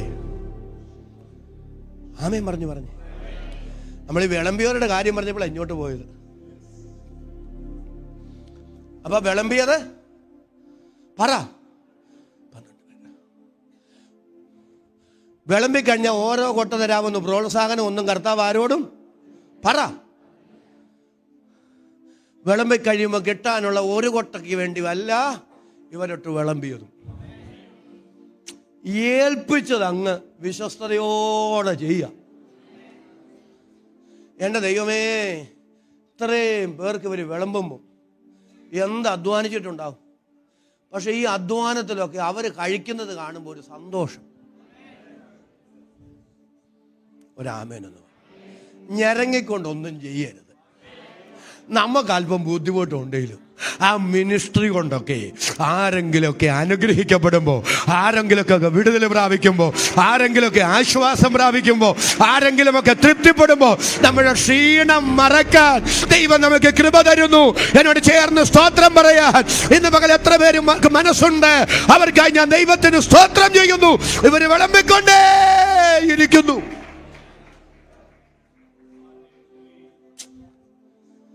ഒരു കാര്യം പറയാനാ, അവസാനം പറ. അപ്പൊ ഓരോ കൊട്ട ഓരോരുത്തർക്കും ഉണ്ട്. അതിൽ ഒരു കൊട്ട അപ്പം പത്രോസിനും ഇല്ലേ? ഒരു നല്ല ആമയും പറ. യോഹന്നാനൊരു കൊട്ട, തോമസിനൊരു കൊട്ട, മത്തായിക്കൊരു കൊട്ട, എല്ലാവർക്കും ഓരോ കൊട്ട. അതിൽ ഒരു കൊട്ട അപ്പം പത്രോസിനും കിട്ടി. ഈ അപ്പത്തിൻ്റെ പ്രത്യേകത ഞാൻ പറയാം. ഇത് പത്രോസായി എടുത്തതല്ല, കർത്താവായി കൊടുത്തതാണ്. ഒന്നുകൂടെ ഞാൻ പറഞ്ഞോട്ടെ, ഈ 3 ദിവസത്തെ വിശപ്പ് കഴിഞ്ഞ് കഴിക്കുന്ന കഴിപ്പ്, ഒരാമേനെന്ന് പറഞ്ഞു അല്ലേ, അതൊരു വല്ലാത്ത കഴിപ്പാ. ഈ നമുക്ക് ഏറ്റവും കൂടുതൽ വിശക്കുന്ന ദിവസം ഞായറാഴ്ച ഉച്ചയ്ക്കാണ്. എൻ്റെ കാര്യമാണ് ഞാൻ പറയുന്നത്. കാരണം ഈ പെന്തക്കോസ് 13-ാമത്തെ വയസ്സിലെ പെന്തക്കോസി വന്നു. അന്ന് തൊട്ട് ഞായറാഴ്ച രാവിലെ ഫുഡില്ല. എൻ്റെ ദൈവമേ, അന്നത്തെ പാസ്റ്റർമാർ പ്രസംഗിക്കുമ്പോൾ ഞാനൊക്കെ ഇരുന്നിട്ടുള്ള ഇരിപ്പ്, എൻ്റെ പൊന്നു പാസ്റ്റങ്ങളെ, വിശപ്പിൻ്റെ അടുക്കള ചുറ്റിപ്പറ്റി നിൽക്കും. അപ്പനതറിയാം. അതുകൊണ്ട് ഞങ്ങൾ സൺഡേ സ്കൂളിന് പോകാതെ അപ്പൻ അടുക്കളയിൽ നിന്ന് മാറുകയില്ല. കാരണം അമ്മയ്ക്ക് അല്പം കരുടയും മനസ്സിലും ഒക്കെ ഉണ്ട്. അപ്പം ഞായറാഴ്ച ഉണ്ടല്ലോ, തിരിച്ച് സഭായം കഴിഞ്ഞ് വരുന്നൊരു വരവുണ്ട്. അമ്മയുടെ കൈയൊക്കെ പിടിച്ചു വലിച്ച് അമ്മ സ്വോത്രമൊക്കെ പിന്നെ കൊടുക്കാൻ വാ. ആ ഉച്ചക്കത്തെ കഴിപ്പേ. ഇപ്പം നിങ്ങളൊരു ഒന്ന് ചെയ്യുന്നത്, ഈ 3 ദിവസത്തെ യോഗമൊക്കെ കഴിഞ്ഞ് ഇവർ കഴിക്കുന്ന കഴിപ്പ്, സ്വാഭാവികമായിട്ട് ഇവന്മാരുടെ കഴിപ്പ് കണ്ടിട്ട് അവസാനം നമുക്കൊന്നും കിട്ടുന്ന ലക്ഷണം ഇല്ല. അതുകൊണ്ട് നമുക്കുള്ളത് ആദ്യമേ മാറ്റിയേക്കാവെന്ന് വിചാരിച്ചിരുന്നെങ്കിൽ ഒരു നല്ല ആമയും പറ. അവസാനം കിട്ടേണ്ട ഒരു കൊട്ട കിട്ടുകയില്ലായിരുന്നു. നീ മാറ്റിയാൽ ഇത്രയ്ക്കല്ലേ മാറ്റും. പക്ഷെ തമ്പുരാനായി തന്നാലുണ്ടല്ലോ, ദൈവം വിശ്വസ്തനാ. പ്രിയരെ, ഇന്ന് പകർന്ന് സ്തോത്രം ചെയ്തു പറ, ദൈവം വിശ്വസ്തനാ. ദൈവം ആർക്കും കടക്കാരനല്ല, ദൈവം ആർക്കും ബാധ്യത അല്ല. ഇത്ര വിശ്വസ്തനായ, ഇത്ര നല്ലവനായ ഒരു ദൈവത്തെ സേവിക്കാൻ നമുക്ക് ദൈവം ഭാഗ്യം തന്നല്ലോ. നെഞ്ചത് കൈവച്ചുകൊണ്ട് നമ്മൾ സ്തോത്രം ചെയ്തു പറയണം. ദൈവഹിതമല്ലാത്തതും ദൈവം തരാത്തതും വചനവിരുദ്ധമായതും മനസാക്ഷിയെ വഞ്ചിക്കുന്നതും ദൈവിക നീതിക്ക് വിരുദ്ധമായതൊന്നും എനിക്ക് വേണ്ട. എൻ്റെ ദൈവം എനിക്ക് തരുന്നതും മതി. അത് ദൈവത്തിൻ്റെ സമയത്ത് എൻ്റെ മേലും എൻ്റെ തലമുറകളുടെ മേലും നീതിയുടെ പെരുമഴയായി പെയ്യിപ്പിക്കാൻ എൻ്റെ ദൈവം വിശ്വസ്തനാണ്. എന്നോട് ചേർന്ന് ആമേൻ പറയാൻ മനസ്സുള്ള ദൈവമക്കളെ കരമടിച്ച് അല്പം നിമിഷം കൂടെ നന്ദിയോടെ ദൈവത്തിന് സ്തോത്രം ചെയ്യുക. എല്ലാ കരങ്ങളും അടിച്ച് എല്ലാ ധരങ്ങളും തുറന്ന് ദൈവത്തിന് സ്തോത്രം ചെയ്യാം. ദൈവത്തിന്റെ പരിശുദ്ധാത്മാവ് ഇന്ന് മകൾ ചിലരെ ഉറപ്പിക്കുകയാണ്, ചിലരെ ധൈര്യപ്പെടുത്തുകയാണ്. നഷ്ടങ്ങൾ സാരമില്ല, കഷ്ടങ്ങൾ സാരമില്ല. കഷ്ടങ്ങളും നഷ്ടങ്ങളും നികത്തി തരുന്ന ഒരു ദൈവം ജീവിക്കുന്നു. ഇതും കൂടെ കറിഞ്ഞ് പ്രാർത്ഥിക്കാവേ. അപ്പൊ ഒരു കൊട്ട അപ്പം പറ, പത്രോസായി എടുത്തതല്ല, കർത്താവായി. പക്ഷെ പത്രോസേ, ഞാനും നീയുമായുള്ള ബന്ധത്തിന്റെ തെളിവ് ഒരാമയും പറഞ്ഞ്, നിനക്ക് കിട്ടിയ ഒരു കൊട്ട അപ്പം അല്ല, ഒന്നും രണ്ടും അപ്പം അല്ല, കൊട്ടക്കണക്കിന് അപ്പാ നിനക്ക് കിട്ടിയേ. അത് ഞാൻ തന്നതാ. പക്ഷെ ഞാനും നീയുമായുള്ള ബന്ധത്തിന്റെ തെളിവ് കൊട്ടക്കണക്കിന് കിട്ടിയ അപ്പമല്ല, നീ എന്നിൽ നിന്ന് പ്രാപിച്ച കഴുകലാണ്. എത്ര പേർക്ക് അതരം തുറന്ന് ദൈവത്തിന് സ്തോത്രം ചെയ്യാൻ കഴിയും? കൊട്ടക്കണക്കിന് കിട്ടിയ ഭൗതിക അപ്പങ്ങളല്ല, ദൈവവുമായുള്ള ബന്ധത്തിന്റെ തെളിവ് കർത്താവിൽ നിന്ന് പ്രാപിക്കുന്ന കഴുകലാണ്. എന്നോട് ചേർന്ന് തന്റെ ഇടത്തോടെ അതിന് ആമേൻ പറയാൻ എത്ര പേർക്ക് മനസ്സുണ്ട്?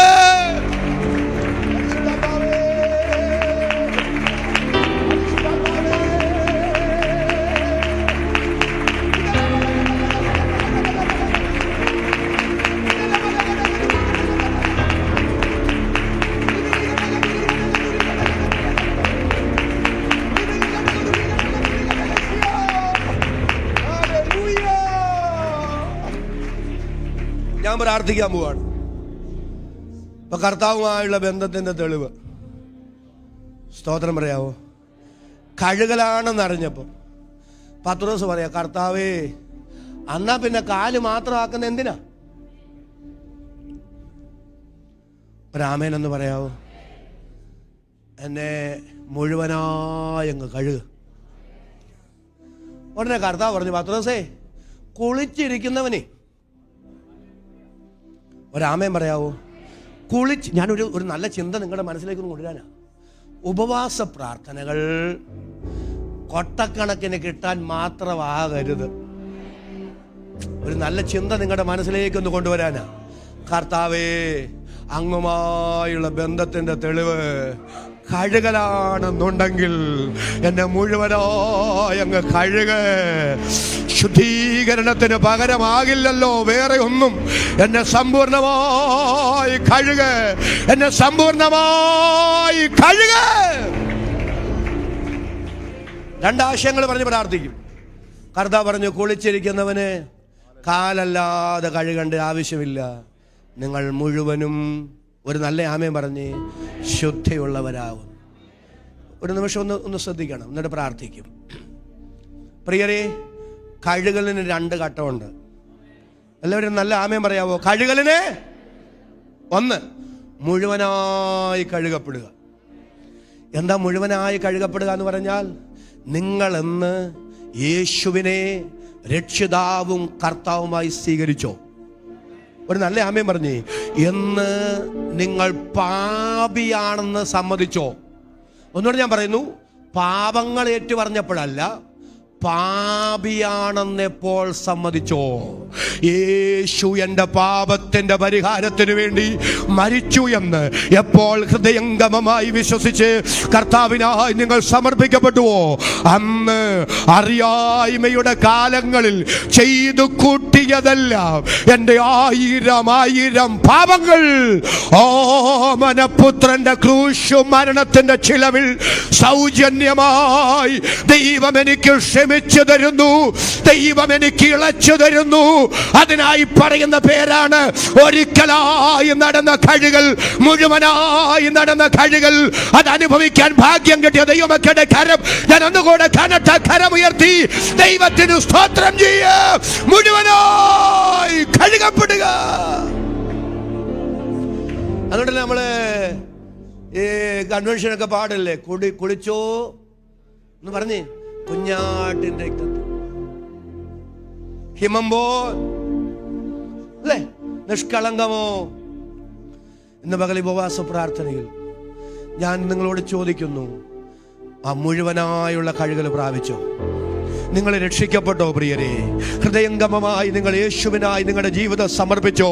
എന്തെങ്കിലും കാര്യം നേടാൻ ദൈവത്തിന് സ്തോത്രം, കർത്താവിനെ അറിയുകയല്ല, അതിനപ്പുറത്ത് യേശുവേ ഞാനൊരു പാപിയാണെന്നും എൻ്റെ പാപത്തിന്റെ പരിഹാരത്തിന് വേണ്ടി എനിക്ക് പകരം എനിക്ക് വേണ്ടി അങ്ങ് ക്രൂശിൽ മരിച്ചെന്നും ഹൃദയംഗമമായി നിറകണ്ണുകളോടെ തൊഴുകയോടെ തകർന്ന ഹൃദയത്തോടെ നിങ്ങൾ അംഗീകരിച്ച് യേശുവിനെ രക്ഷിതാവും കർത്താവുമായി സ്വീകരിച്ചിട്ടുണ്ടെങ്കിൽ നമ്മിൽ നടന്ന അത്ഭുതകരമായ ദൈവപ്രവൃത്തിയാണ് ഒരിക്കലായി നടന്ന കഴുകൽ.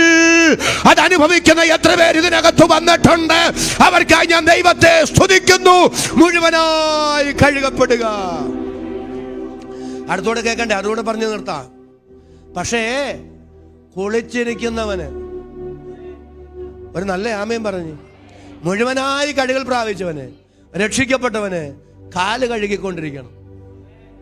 കാല് കഴുകിക്കൊണ്ടിരിക്കുന്ന പറഞ്ഞാൽ നമ്മുടെ അക്ഷരിക കാലല്ല, അത് ജീവിതത്തെ കാണിക്കുന്നു. ഒരു നല്ല ആമേൻ എന്ന് പറഞ്ഞു. രക്ഷിക്കപ്പെട്ടപ്പോൾ നിങ്ങൾ പാപിയാണെന്ന് സമ്മതിച്ചതേ ഉള്ളൂ. ഒരു നല്ല ആമേൻ പറഞ്ഞ്. പക്ഷേ അനുദിന ജീവിതത്തിൽ കഴുകപ്പെട്ടുകൊണ്ടേയിരിക്കണം. ഒന്നുകൂടെ ഞാൻ പറഞ്ഞോട്ടെ, ഒരിക്കൽ വചനത്താൽ നമ്മൾ രൂപാന്തരപ്പെട്ടു, പക്ഷെ രൂപാന്തരം പൂർണ്ണമായിട്ടില്ല.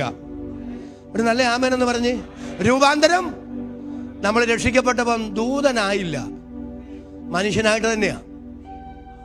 പക്ഷെ അനുദിന ജീവിതത്തിൽ നിങ്ങൾ എന്നോട് വീട് വരുന്നില്ല, രൂപാന്തരപ്പെട്ടുകൊണ്ടേയിരിക്കണം. റോമാലേഖനം 12:1-2 അറിയാവുന്ന ഒന്ന് മനപ്പാഠം പറഞ്ഞ സഹോദരന്മാരെ, ഞാൻ ദൈവത്തിന്റെ മനസ്സലി ഓർപ്പിച്ച് നിങ്ങളെ പ്രബോധിപ്പിക്കുന്നത്, നിങ്ങൾ ബുദ്ധിയുള്ള ആരാധനയായി നിങ്ങളുടെ ശരീരങ്ങളെ ജീവനും വിശുദ്ധിയും ദൈവത്തിന് പ്രസാദവുമുള്ള യാഗമായി സമർപ്പിപ്പീൻ. ഈ ലോകത്തിന് അനുരൂപരാകാതെ നന്മയും പ്രസാദവും പൂർണ്ണതയുമുള്ള ദൈവഹിതം ഇന്നതെന്ന് തിരിച്ചറിയേണ്ടതിന് എല്ലാവരും അടുത്തൊന്ന് സ്തോത്രം ചെയ്ത് പറഞ്ഞ് മനസ്സു പുതുക്കി രൂപാന്തരപ്പെടുവേൻ. ഒരിക്കൽ രൂപാന്തരപ്പെട്ടവർ അനുദിന ജീവിതത്തിൽ രൂപാന്തരപ്പെട്ടുകൊണ്ടേയിരിക്കണം. എന്നോട് ചേർന്ന് ആമേൻ പറയാൻ എത്ര പേർക്ക് ഇന്ന് പകൽ മനസ്സുണ്ട്? അവരുടെ കരഞ്ഞൻ അതുകൊണ്ട് കനട്ട കരവ് ശബ്ദവും ഉയർത്തി നന്ദിയോടെ ദൈവത്തിന് സ്തോത്രം ചെയ്യാം. ആ കഴുകൽ എങ്ങനെ നടക്കുന്നത്? ഒരു ആമേൻ എന്ന് പറയും. എഫേസ്യ ലേഖനം പറയുന്നു, അവൻ അവളെ വചനത്തോടു കൂടിയ ജലസ്നാനത്താൽ കഴുകി വെടിപ്പാക്കി. അല്ല ഒന്ന് ശ്രദ്ധിച്ചേ, നമുക്കെല്ലാവർക്കും ഇഷ്ടം പ്രോത്സാഹന വാക്യങ്ങളാണ്. ബൈബിൾ വായിക്കുന്നത് എന്തിനാ? പറ. എന്തിനാ ബൈബിൾ വായിക്കുന്നത് ചോദിച്ചാൽ, ഒന്ന് കുറ്റബോധം മാറാൻ. ഒരു നല്ല അല്ലേ, എന്നെ ദൈവമേ ഇന്നൊരു അധ്യായം വായിച്ചില്ലല്ലോ, ആ കുറ്റബോധം കൊണ്ട് കയറി കിടക്കാതിരിക്കാൻ. എന്നാ പിന്നെ ഒന്ന് സ്വോത്രം പറഞ്ഞു. അയ്യോ, ചിലരൊക്കെ കാണുന്ന ജീവിതത്തിനൊരു സങ്കടമൊക്കെ വരുമ്പോൾ ഓടിച്ചെന്ന് ബൈബിൾ. അതൊരു നല്ല വാക്യമാണെങ്കിൽ എൻ്റെ ദൈവമേ, അന്ന് ലോകം മുഴുവൻ കീഴടക്കിയ സന്തോഷം അല്ലേ? എന്നോട് പിണക്കമെല്ലാം തോന്നുന്നുണ്ടോ? നമ്മൾ എന്തിനാ സഭയെ കൊണ്ടുവന്നേ? ഒരു നല്ല ആമേൻ എന്ന് പറയും. നമുക്ക് എന്തിനാ വചനം തന്നേ? അവൻ അവളെ പറഞ്ഞേ വചനത്തോട് കൂടിയ ജലസ്നാനത്താൽ. അതാ മുഴുവൻ സ്നാനമല്ല, വിശ്വാസ സ്നാനത്തിന്റെ കാര്യമല്ല പറയുന്നത്, വചനത്തിന്റെ കാര്യം പറയുന്നത്. ഈ ദൈവവചനം വായിക്കുമ്പോഴേ കർത്താവേ എനിക്കൊരു ആശ്വാസം തരണേ, എന്നോട് സംസാരിക്കണേ, അതൊക്കെ നല്ലതാ. ദൈവമേ ഞാൻ തിരുത്തേണ്ടത് എവിടെ കർത്താവേ? ഒരു നല്ല ആമേൻ എന്ന് പറഞ്ഞു. ഇന്ന് വരെ ദൈവവചനം വായിച്ചിട്ടേ കർത്താവേ ആ മേഖലയിൽ ഞാൻ പരാജയമാണല്ലോ, അതുപോലെ എൻ്റെ ജീവിതത്തെ ചിട്ടപ്പെടുത്താൻ ക്രമീകരിക്കാൻ എന്നെ കൊണ്ട് കഴിയാതെ പോയിട്ടുണ്ടല്ലോ. ഈ വചനം പോലെ എൻ്റെ ജീവിതത്തെ ഒന്ന് പണിയാൻ, എന്നെ ഒന്ന് ക്രമീകരിക്കാൻ എനിക്ക് കൃപ തരണമേ. എല്ലാവരും ഒന്ന് സ്തോത്രം ചെയ്ത് പറയാവോ? അങ്ങനെ പ്രാർത്ഥിക്കുന്ന എത്ര പേരുണ്ട്? പ്രിയപ്പെട്ടവരെ, ദൈവവചനം എന്തിനാ ദൈവം തരുന്നെന്നറിയാമോ? വചനം കൊണ്ട് ദൈവം നമ്മെ കഴുകുകയാണ്. നമ്മുടെ സ്വഭാവ വൈകല്യങ്ങൾ നമ്മൾ തിരുത്തേണ്ടത് എവിടെയാണെന്ന്, നമ്മൾ മാറേണ്ടത് എവിടെയാണെന്ന്, നമ്മൾ രൂപാന്തരപ്പെടേണ്ടത് എവിടെയാണെന്ന് എല്ലാവരും ആധാരങ്ങൾ തുറന്നു ദൈവത്തിന് സ്തോത്രം ചെയ്യാമോ? അനുദിന ജീവിതത്തിൽ വചന ശുശ്രൂഷയാൽ, വചന വായനയാൽ, ദൈവത്തിന്റെ അഭിഷേകത്തിന്റെ വചനങ്ങൾ നമ്മിലേക്ക് എത്തുമ്പോൾ നമ്മുടെ ജീവിതത്തിന്റെ കുറവുകൾ, പാപങ്ങൾ, ലംഘനങ്ങൾ, അകൃത്യങ്ങൾ കണ്ടുപിടിച്ച് തിരുത്തി തിരുത്തി തിരുത്തി അനുദിന ജീവിതത്തിൽ രൂപാന്തരപ്പെട്ടുകൊണ്ടേയിരിക്കണം. അതരം തുറന്ന് ആമേൻ പറയാൻ എത്ര പേർക്ക് ഈ പകൽ മനസ്സുണ്ട്? അവരുടെ കരം കരന്നുകൊണ്ട് കനത്ത കരവ് ശബ്ദവും ഉയർത്തി ദൈവത്തിന് നന്ദി പറയാം. രൂപാന്തരപ്പെട്ടുകൊണ്ടേ സ്വഭാവത്തിന് മാറ്റം ഉണ്ടാകണം. ആമേൻ പറയാവോ? മനോഭാവത്തിന് മാറ്റം ഉണ്ടാകണം. ഞാൻ നിന്നെ കഴുകുന്നില്ലെങ്കിൽ നിനക്ക് ഒന്ന് സ്തോത്രം പറഞ്ഞേ. ജീവിതത്തിൽ എവിടെങ്കിലും രൂപാന്തരപ്പെടേണ്ടതായിട്ടുണ്ടോ? തിരുത്തപ്പെടേണ്ടതായിട്ടുണ്ടോ? ആകയാൽ സകല ഭാരവും, അടുത്തത് പറ, മുറുകെ മുറുകെ പറ്റുന്ന പാപവും വിട്ട്. തിരുത്തേണ്ടത് എന്തെങ്കിലും ഉണ്ടോ? വലിച്ചെറിയേണ്ടത് എന്തെങ്കിലും ഉണ്ടോ? കുടഞ്ഞെറിയേണ്ടത് എന്തെങ്കിലും ഉണ്ടോ? ഏറ്റുപറഞ്ഞ് ഉപേക്ഷിക്കേണ്ടത് എന്തെങ്കിലും ഉണ്ടോ? ഒന്ന് സ്തോത്രം ചെയ്ത് പറയാമോ? തൻ്റെ അകൃത്യങ്ങളെ, എല്ലാവരും ഒന്ന് സ്തോത്രം ചെയ്ത് പറ. തൻ്റെ അകൃത്യങ്ങളെ മറച്ചു വെക്കുന്നവന് ശുഭം വരികയില്ല. ഏറ്റുപറഞ്ഞ് ഉപേക്ഷിക്കുന്നവനോ കരുണ ലഭിക്കും. തിരുവെഴുത്ത് പറയുന്നു, ദൈവത്തിന്റെ ഇഷ്ടമോ, എല്ലാവരും കരങ്ങൾ ഉയർത്തി സ്തോത്രം ചെയ്ത് പറ, ദൈവത്തിന്റെ ഇഷ്ടമോ ഞങ്ങളുടെ ശുദ്ധീകരണം തന്നെ. ശുദ്ധീകരണം കൂടാതെ, എല്ലാവരും ഒന്ന് സ്തോത്രം ചെയ്ത് പറയാമോ? ശുദ്ധീകരണം കൂടാതെ ആരും കർത്താവിനെ കാണുകയില്ല. ദൈവസന്നിധിയിൽ എല്ലാവർക്കും ഒന്ന് എഴുന്നേറ്റ് നിൽക്കാം. ശുദ്ധീകരണം കൂടാതെ ആരും കർത്താവിനെ കാണുകയില്ല. ഒരിക്കൽ രൂപാന്തരപ്പെട്ടവർ അനുദിന ജീവിതത്തിൽ രൂപാന്തരപ്പെട്ടുകൊണ്ടേയിരിക്കുകയാണ്. അനുദിന ജീവിതത്തിൽ രൂപാന്തരപ്പെട്ടുകൊണ്ടേയിരിക്കുന്നവർ അനധിവിദൂര ഭാവിയിൽ രൂപാന്തരപ്പെടും. എല്ലാവരും ഒന്ന് സ്തോത്രം ചെയ്തു പറ, കാഹളം ധ്വനിക്കും, മരിച്ചവർ ഉയർക്കും. ഹല്ലേലൂയ. നാം രൂപാന്തരപ്പെടും. ആരാണ് രൂപാന്തരപ്പെടുന്നത്? ഒരിക്കൽ രൂപാന്തരപ്പെട്ടവർ, അനുദിന ജീവിതത്തിൽ രൂപാന്തരപ്പെട്ടുകൊണ്ടേയിരിക്കുന്നവർ കാഹളനാദത്തിങ്കൽ കർത്താവിൻ്റെ മടങ്ങി വരവിൽ രൂപാന്തരപ്പെടാൻ പോകുകയാണ്. നമുക്ക് വലുത് നമ്മുടെ നിത്യതയാണ്. നമുക്ക് ഏറ്റവും വലുത് നമ്മുടെ കർത്താവിൻ്റെ മടങ്ങി വരവാണ്. എൻ്റെ പ്രിയരെ, അധരങ്ങൾ തുറന്ന് എത്ര പേര് ആത്മാർത്ഥമായി ദൈവത്തോട് സ്തോത്രം ചെയ്ത് പ്രാർത്ഥിക്കും, കർത്താവേ എന്നെ കഴുകണമേ. യേശു തന്റെ ശിഷ്യന്മാരോട് പറഞ്ഞു, നിങ്ങളിപ്പോൾ കേട്ട വചന നിമിത്തം നിങ്ങൾ ശുദ്ധിയുള്ളവരാകുന്നു. ഇന്ന് പകൽ എത്ര പേര് അധരം തുറന്ന് ദൈവത്തോട് പറയും, ദൈവമേ ഈ 18ാമത്തെ പകൽ, ഉപവാസ പ്രാർത്ഥനയുടെ 18ാമത്തെ പകൽ അങ്ങയുടെ കരങ്ങൾ എന്നെ സമർപ്പിക്കുന്നു. എന്നെ കഴുകണമേ, എന്നെ ശുദ്ധീകരിക്കണമേ. എൻ്റെ ജീവിതത്തിൽ അസാധാരണമായ രൂപാന്തരം എനിക്ക് തരണമേ. എല്ലാവരും അധരങ്ങൾ തുറന്ന് ദൈവത്തിന് നന്ദി പറ. ലോകത്തെ ജയിക്കുന്ന, പാപത്തെ ജയിക്കുന്ന, ജഡത്തെ ജയിക്കുന്ന, പിശാചിനെ ജയിക്കുന്ന ദൈവശക്തിയുടെ വ്യാപാരം ഇന്ന് പകൽ ദൈവാത്മാവ് നമ്മുടെ മേൽ പകരട്ടെ. പ്രിയരെ, ഇതുവരെ നമുക്ക് കീഴടക്കാൻ കഴിയാതിരുന്ന, ഇതുവരെ നമുക്ക് ജയിക്കാൻ കഴിയാതിരുന്ന, ചിലതിനെ ജയിക്കാൻ കഴിയുന്ന, ചിലതിനെ കീഴടക്കാൻ കഴിയുന്ന ഒരു ദൈവശക്തിയുടെ വ്യാപാരം ഉപവാസ പ്രാർത്ഥനയിൽ ദൈവത്തിന്റെ പരിശുദ്ധാത്മാവ് പകരട്ടെ. ആഹാബിന്റെ രഥത്തിന് മുന്നാലെ ഏലിയാവിനെ ഓടിച്ചതുപോലെ നമ്മെ ഇതുവരെ കീഴടക്കിയ, ഇതുവരെ നമ്മെ പരാജയപ്പെടുത്തിയ, ഒരു ജയ ജീവിതം നയിക്കാൻ കഴിയാതെ, ഒരു വിജയകരമായ ക്രിസ്തീയ ജീവിതം നയിക്കാൻ കഴിയാതെ ഇതുവരെ നമ്മെ പരാജയപ്പെടുത്തിയ ചിലതിനെ ജയിക്കാൻ ഈ ഉപവാസ പ്രാർത്ഥനയിൽ ദൈവകൃപ നമ്മെ സഹായിക്കട്ടെ.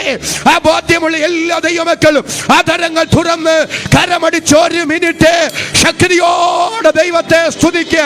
ഒടുവിൽ കർത്താവിലും ഗ്ലോറി ഗ്ലോറി ഗ്ലോറി, ഒടുവിൽ കർത്താവിലും അവന്റെ അമിത ബലത്തിൽ ശക്തിപ്പെടുവീ.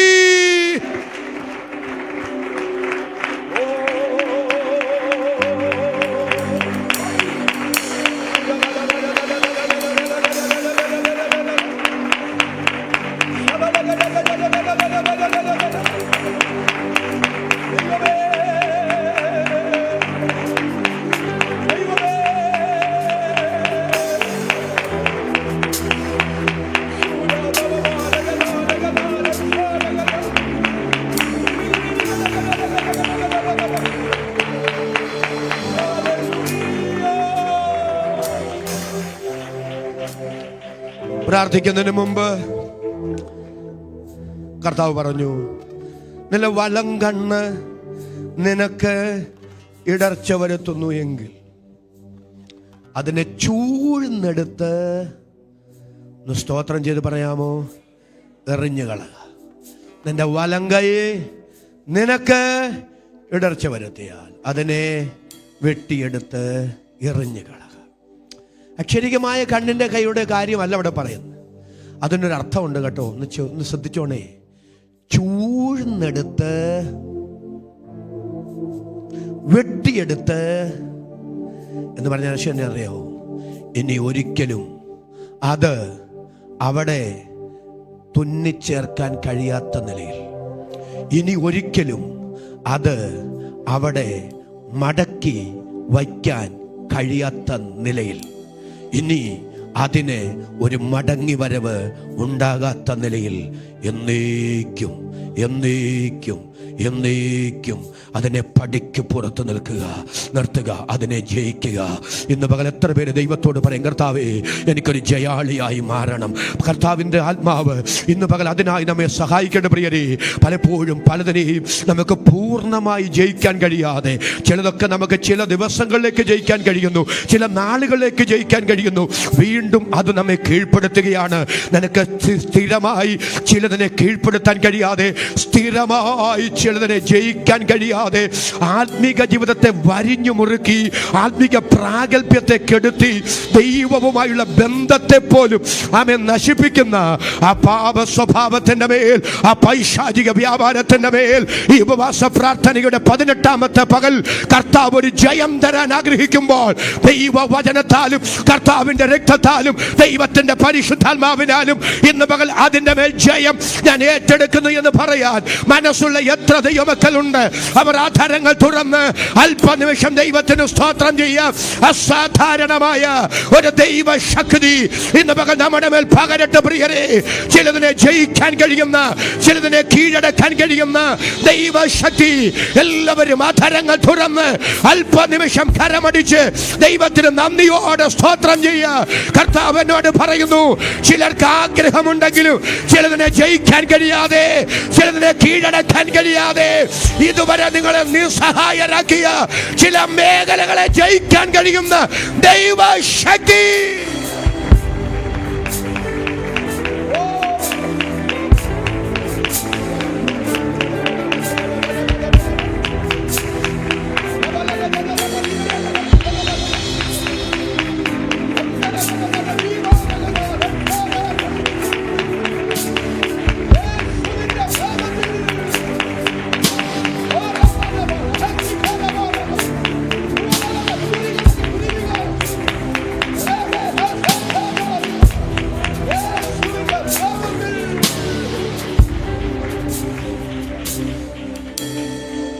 ശക്തമായി ദൈവാത്മാവിനോട് പറയുന്നു, ജയാളിയാക്കും ദൈവം, ജയാളിയാക്കും ദൈവം.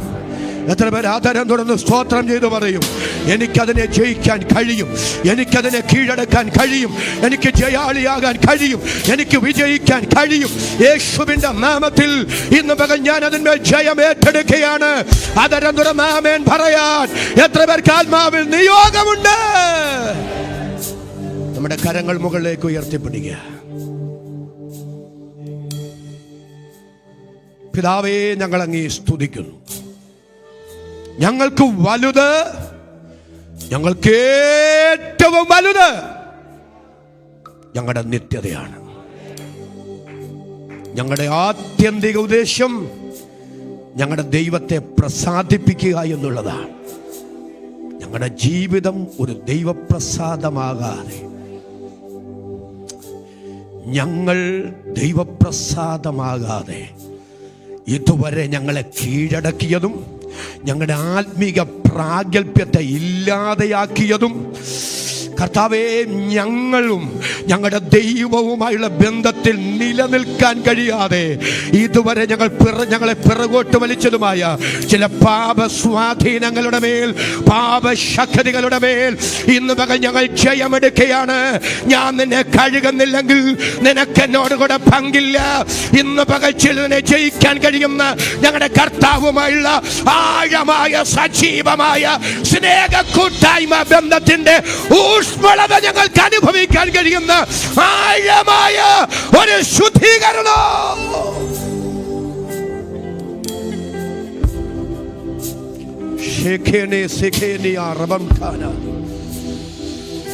ഞങ്ങളുടെ ദൈവവുമായുള്ള ആഴമായ സ്നേഹക്കൂട്ടായ്മ ബന്ധത്തെ പിശാചു ഭയപ്പെടുന്നു. അവന്റെ ആത്യന്തിക ലക്ഷ്യം ആ ബന്ധത്തിൽ നിന്ന് ഞങ്ങളെ പിറകോട്ട് വലിക്കുക, ഞങ്ങളുടെ ആത്മിക പ്രാഗൽഭ്യത്തെ കെടുത്തുക. അതിനവന്റെ ആവനാഴിയിലെ ആയുധപ്പുരകളിൽ കുമിച്ചു കൂട്ടി വെച്ചിട്ടുള്ള പാപശക്തികളുടെ സ്വാധീനങ്ങൾ ഒന്നിന് പുറകെ മറ്റൊന്നായി ഞങ്ങൾക്കെതിരെ പ്രയോഗിക്കുമ്പോൾ ഒടുവിൽ കർത്താവിലും അങ്ങയുടെ അമിത ശക്തിയിലും ബലത്തിലും അതിനെ ജയിക്കാൻ ഞങ്ങൾക്ക് കൃപ തരണമേ കർത്താവേ. യേശുവിന്റെ നാമത്തിൽ ഞങ്ങളുടെ ദൈവവുമായുള്ള ബന്ധത്തിൽ നിന്ന് ഞങ്ങളെ പിറകോട്ട് വലിക്കുന്ന, ഞങ്ങളുടെ ആത്മിക പ്രാഗൽഭ്യത്തെ കെടുത്തിയ, ഇതുവരെ ഞങ്ങളുടെ മേൽ ആ നിലകളിൽ തേരോട്ടം നടത്തിയ ആ പൈശാചിക ശക്തികളോട് ഇപ്പോൾ യേശു ക്രിസ്തുവിന്റെ നാമത്തിൽ ഞങ്ങൾ കൽപ്പിക്കുന്നു. ഞങ്ങളുടെ കർത്താവായ യേശു ക്രിസ്തു മൂലം ഞങ്ങൾക്ക് ജയം തരുന്ന ദൈവത്തിനു സ്തോത്രം.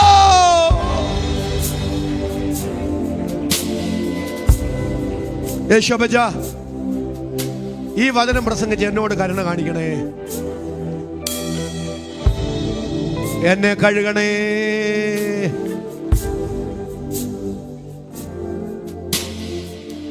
ഈ ഉപവാസ പ്രാർത്ഥനയുടെ 18ാമത്തെ പകൽ ഞങ്ങളെ ഒരുമിച്ച് കഴുകണേ, ഞങ്ങളെ ഒരുമിച്ച് കഴുകണേ, ഞങ്ങളെ ഒരുമിച്ച് കഴുകണമേ.